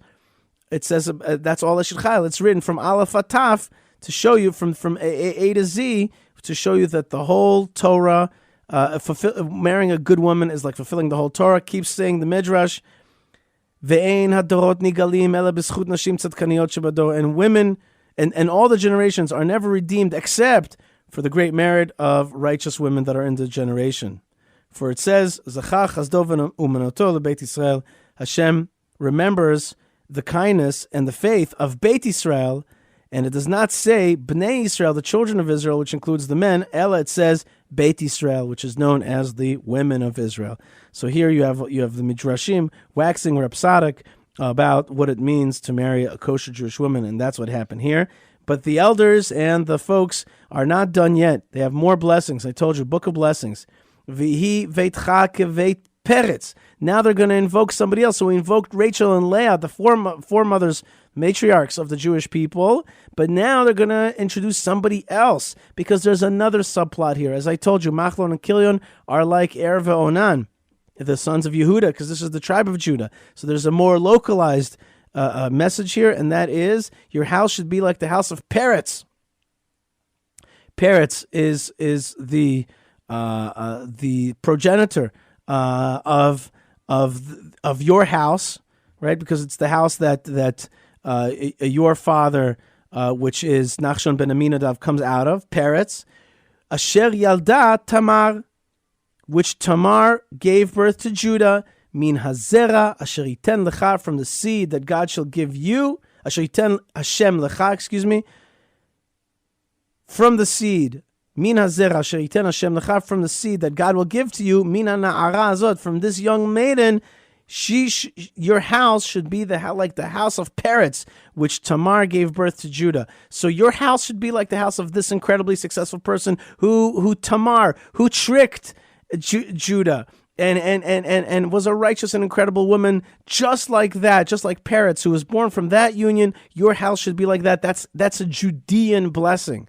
That is a specifically Judean blessing in the family. When they said that to him, that resonated on a personal level. We here in Beit Lechem, we're Judites, Judeans, and you're directly from this family. So your house should continue to be blessed in this family the way Peretz was blessed. Wow. Okay, and now we're coming towards the end. Vayikach Boaz et Ruth. Boaz took Ruth. V'tihilo lisha. She was a wife unto him. Vayavo eleha. He came unto her or into her. Vayiten Hashem la herayon. And God gave her pregnancy. V'teled ben. And she gave birth to a son. Guess what? We are now done with Boaz. Boaz is gone, except for one more mention in terms of lineage, but he is gone.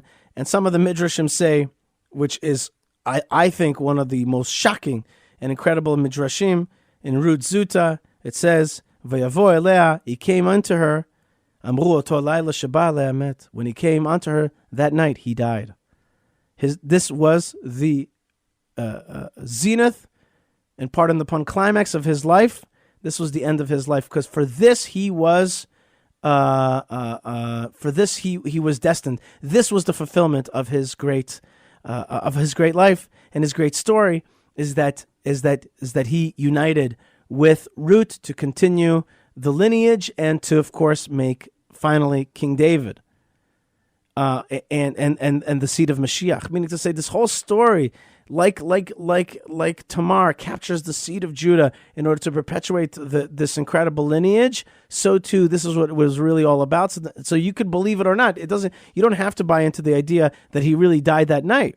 Maybe he didn't really die that night, but the point is his purpose was fulfilled that night in the creation of that lineage. The Midrash says he passed away. And another Midrashim say that she really was like Sarah, and that she didn't have parts of her womb. And God made a miracle that she was able to get pregnant, to give birth. And then another Midrash says here, Vateled ben melamed she'yatsa mahul. She had a son, and it means that he came out circumcised. He came out perfect. But Boaz is not going to be mentioned anymore, and it's now somebody else is going to call this boy a name. We are in chapter 4.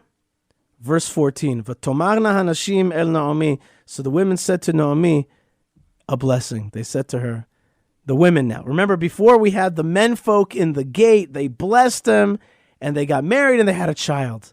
So the men did their blessing of the men at the gate after doing business and after, exchanging shoes and all kinds of man stuff. Now it's the women's turn. So, V'tomarna hanashim, the women say, Le Naomi, el Naomi, Baruch Hashem, blessed is God, Asher lo hishbit lach goel hayom, which he did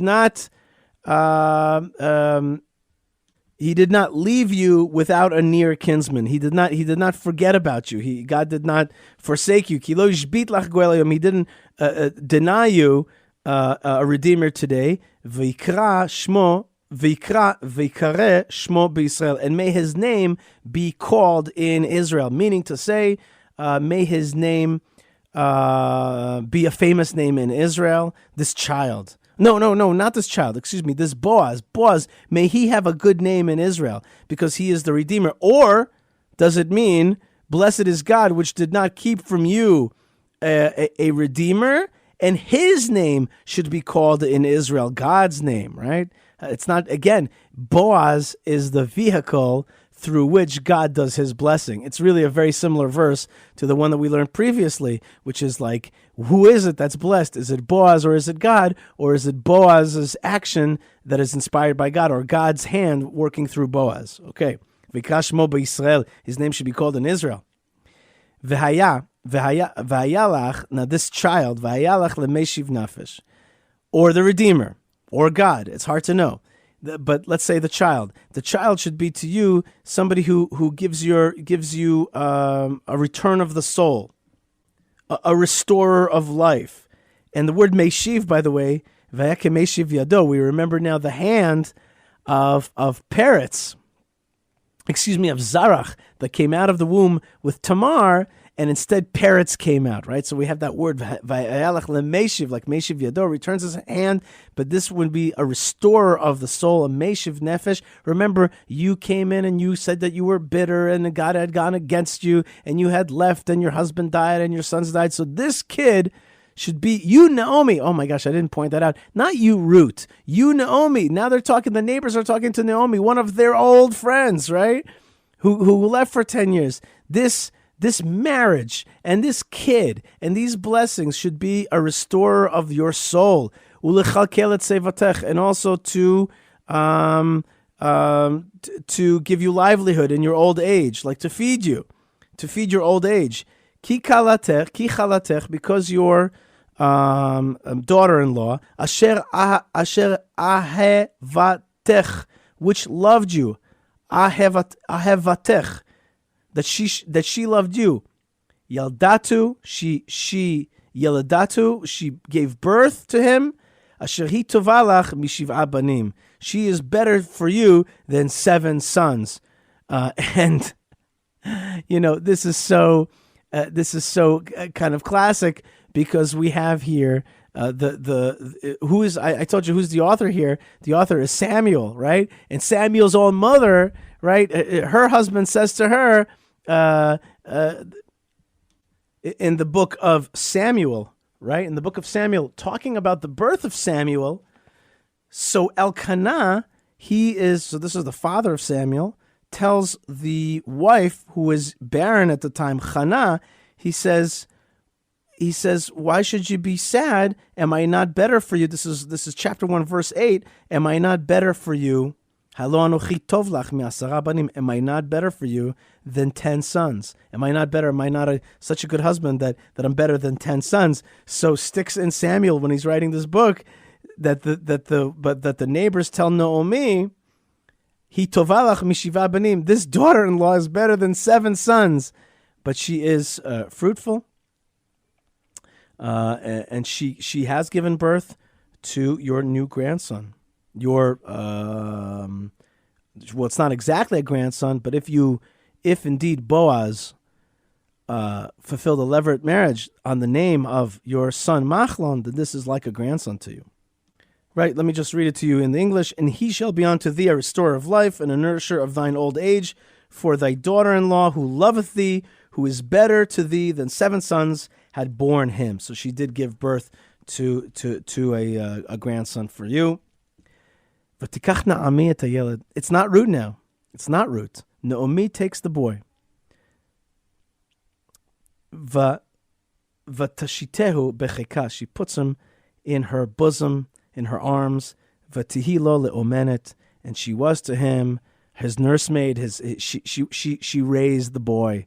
And of course, the word we see omenet, we immediately remember Esther and how Mordechai grew her. Right. Remember, there's like 2 books in the canon that are named for women, right? And it's if you want to add Chaye Sarah, there's really the life of Sarah, And then there is the Book of Esther and the Book of Ruth here, and there's a little wink, a little nod towards the Book of Esther, which, or maybe we want to say that the Book of, is probably time-wise more correct to say that the Book of Esther nods here to the Book of Ruth, but Naomi is the one who is going to raise, this little boy. She's going to raise the little boy, because it's all, there's so much transference here. Really like Elimelech. Really, Boaz is kind of a replacement for Elimelech, and really Naomi was the one who left bereft and wanted to come back and be reborn. But it's through the surrogate, through this incredible lady Ruth. That's the way it had to happen. But Naomi has a stake in this whole thing, and she's going to raise this boy, and she's going to be his mother, his grower, his raiser. However, the neighbors are going to call him a name, right? You like that? It takes a village, right? It takes a village. Shem le'emor Yulad ben leNaomi. And they said, let's call him this name. They gave him this name, saying, a boy was born to Naomi. See, not to Ruth, to Naomi. V'tikre'ena shmo Oved. They called him Oved. Who? Avi Yishai, Avi David. They called him Oved because he, and after the Oved was his name. Remember, he was born maybe circumcised. He's this incredible boy. He's this incredible gift. After all these years of barrenness, and you bring back this Moabite, suddenly you have this boy. The neighbors call him Oved. And remember, it takes a village. Who? Avi Yishai, Avi David. He is the father of Yishai. My name is Yishai. And who is the father of David. Okay, and the Zohar will actually say that this boy is the transmigration, the Gilgul of Machlon, right? That he was actually born again. This Machlon that died out in the Galut, out in the diaspora out in the exile of Moab. He is the real soul, the reincarnated soul of this. Ovad is really the reincarnated soul of Machlon, as was promised that I'm going to raise a son to him. And that's why the text is going to say that basically Naomi, because it literally says, Yulad ben Naomi, a son was born to Naomi, but we know was born to Ruth. Okay, but as I told you, there's a lot of play here, and one of the points that the Zohar is bringing is that the son is actually this son of Naomi who had died. He is reborn, and now he's going to be called Ovad. He is the father of Yishai, Avi David. And the book finishes off like this. Ve'ela todot Peretz. This is the lineage of Peretz. Peretz holidet Chetzron. Peretz. Remember I told you about Peretz, who was Tamar's second son? He says, her first son, right? Zarach is the one that sticks out the hand, and then Peretz comes out first. So, Ve'ela toldot Peretz. So here is the household of Peretz, the lineage. Peretz holidet Chetzron. Peretz gave birth to Chetzron. V'Chetzron holidet Ram. Chetzron gave birth to Ram. Ram holidet Aminadav. And Ram gave birth to Aminadav. V'Aminadav holidet Nachshon. Aminadav gave birth to Nachshon. That's Nachshon ben Aminadav, the famous chief, the chieftain of the flag bearer and chieftain of the tribe of Judah. V'Nachshon holidet et Salma. Salmon holidet Boaz. Salma seems like he was called kind of in two different names, Salma and Salmon. V'Salmon holidet Boaz. So Nachshon is Boaz's grandfather, right? Uboaz holid et Oved. So I think in this case they're saying that no, that Boaz is the grandfather, that Nachshon is the grandfather, not like I said before the father, but the grandfather. And I think that makes sense, is the grandfather of Boaz. Boaz, now we know that Boaz gave birth to Oved, and guess what? Oved holid et Yishai. Oved gave birth to Yishai. Yishai holid et David. The word David closes this book off. And David's going to have many, many, many stories. But if you want to know the story of the birth of King David, this is the story of the birth of King David. That's what this book is all about. An amazing midrash in Shemot Rabbah says that when it says Toldot Peretz, here are the generations of Peretz, and has his name twice, El Toldot Peretz, right? Peretz holidet Chetzron. So the midrash says There's only 2 places in the whole Bible that it says, and here are the generations, and it spells it out. Once it says it in Genesis chapter 2, verse 4, Elo toldot shamayim va'aretz. Here is the story of the birth of the heavens and the earth, and it lays it out. And here also will lay out, here is the generations of parrots, and it lays it out. Why? Says the Midrash, when I created the world, I created it with no death. I created a beautiful world that is full, and there was no death in this world. However, when Adam and Eve sinned, he from then on limited when he talked about people's generations. There was death in the world, and I had to kind of put the death into it, so I couldn't spell out all the generations. When I created heavens and earth, there was no death. But later on, soon afterwards, man sinned, and that's it. I had to kind of not spell out all the generations because there's death. However, when Peretz was born, this was the beginnings of the Messianic lineage, and when Messiah actually comes, when Mashiach comes, there will be no death in this world, and that death will disappear. The energy of death will disappear, and so too I can say the whole lineage of Peretz, which is the anti-death energy, in this world.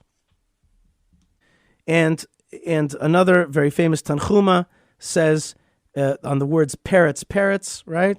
It said these are the generations of Peretz, and Peretz gave birth, but the word Peretz and Peretz are right next to one another. Remember, this is the son of Judah, who's going to lead to Nachshon ben Aminadav, and who's going to lead to Boaz, who's going to lead to Yishai and King David.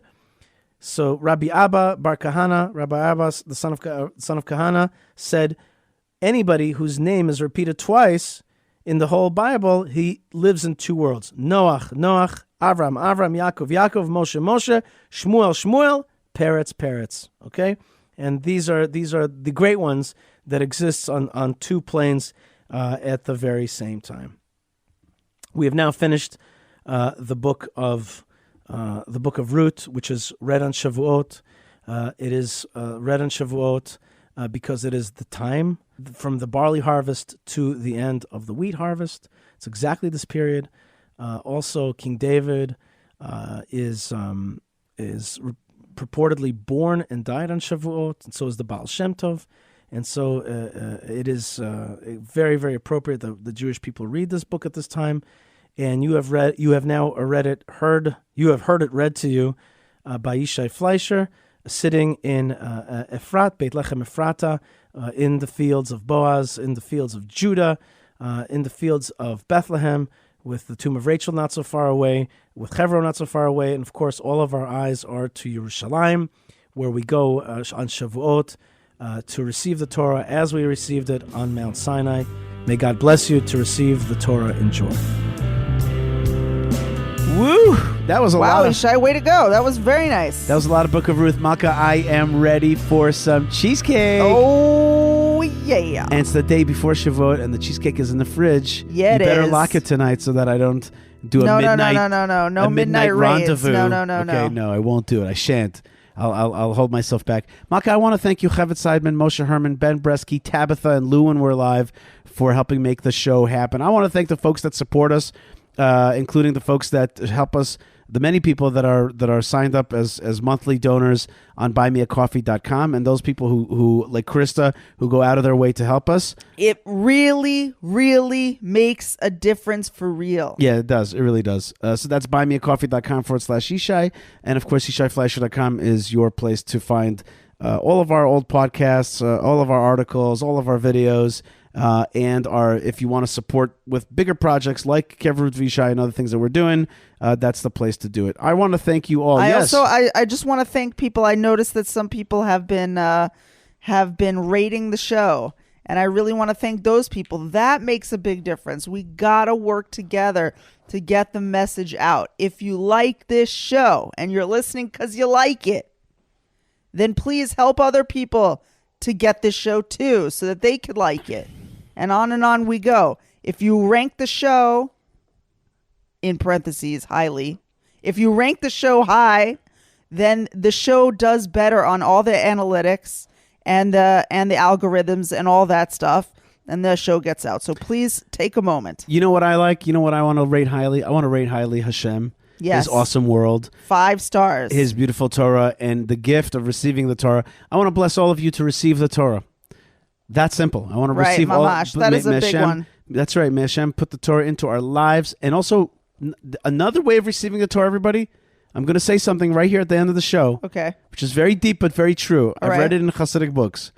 Another way to receive the Torah is to move it from the brain and bring it down to the heart. Nice. That is also receiving of That's the Torah. good. If you can bring it from the mind and into the heart and really start to live a life of wanting to follow God nearly, then that's a big Day by change. day. Sometimes it's from the mind to the heart is a big receiving of the Torah. May it come down into our hearts. Amen. All right, folks, lots of love and lots of blessings from the land of blessings, from the time of blessings, from the time of revelation. Great stuff is happening to the nation with, of course, the bumps and the challenges, but that's part of it. So never let it take you down or bring you down. Great things are happening. Revelation is happening. You're a part of it. If you're part of this generation, it's because God wanted you to be in this earth right now to be part of this redemptive time and to be part of this revelatory time. Let's get out there and reflect it, project it, broadcast it out there fearlessly, and let's give each other that strength. Lots of love and lots of blessings from the land of blessings. And shalom. Chag Sameach. Shabbat shalom. Chag Sameach.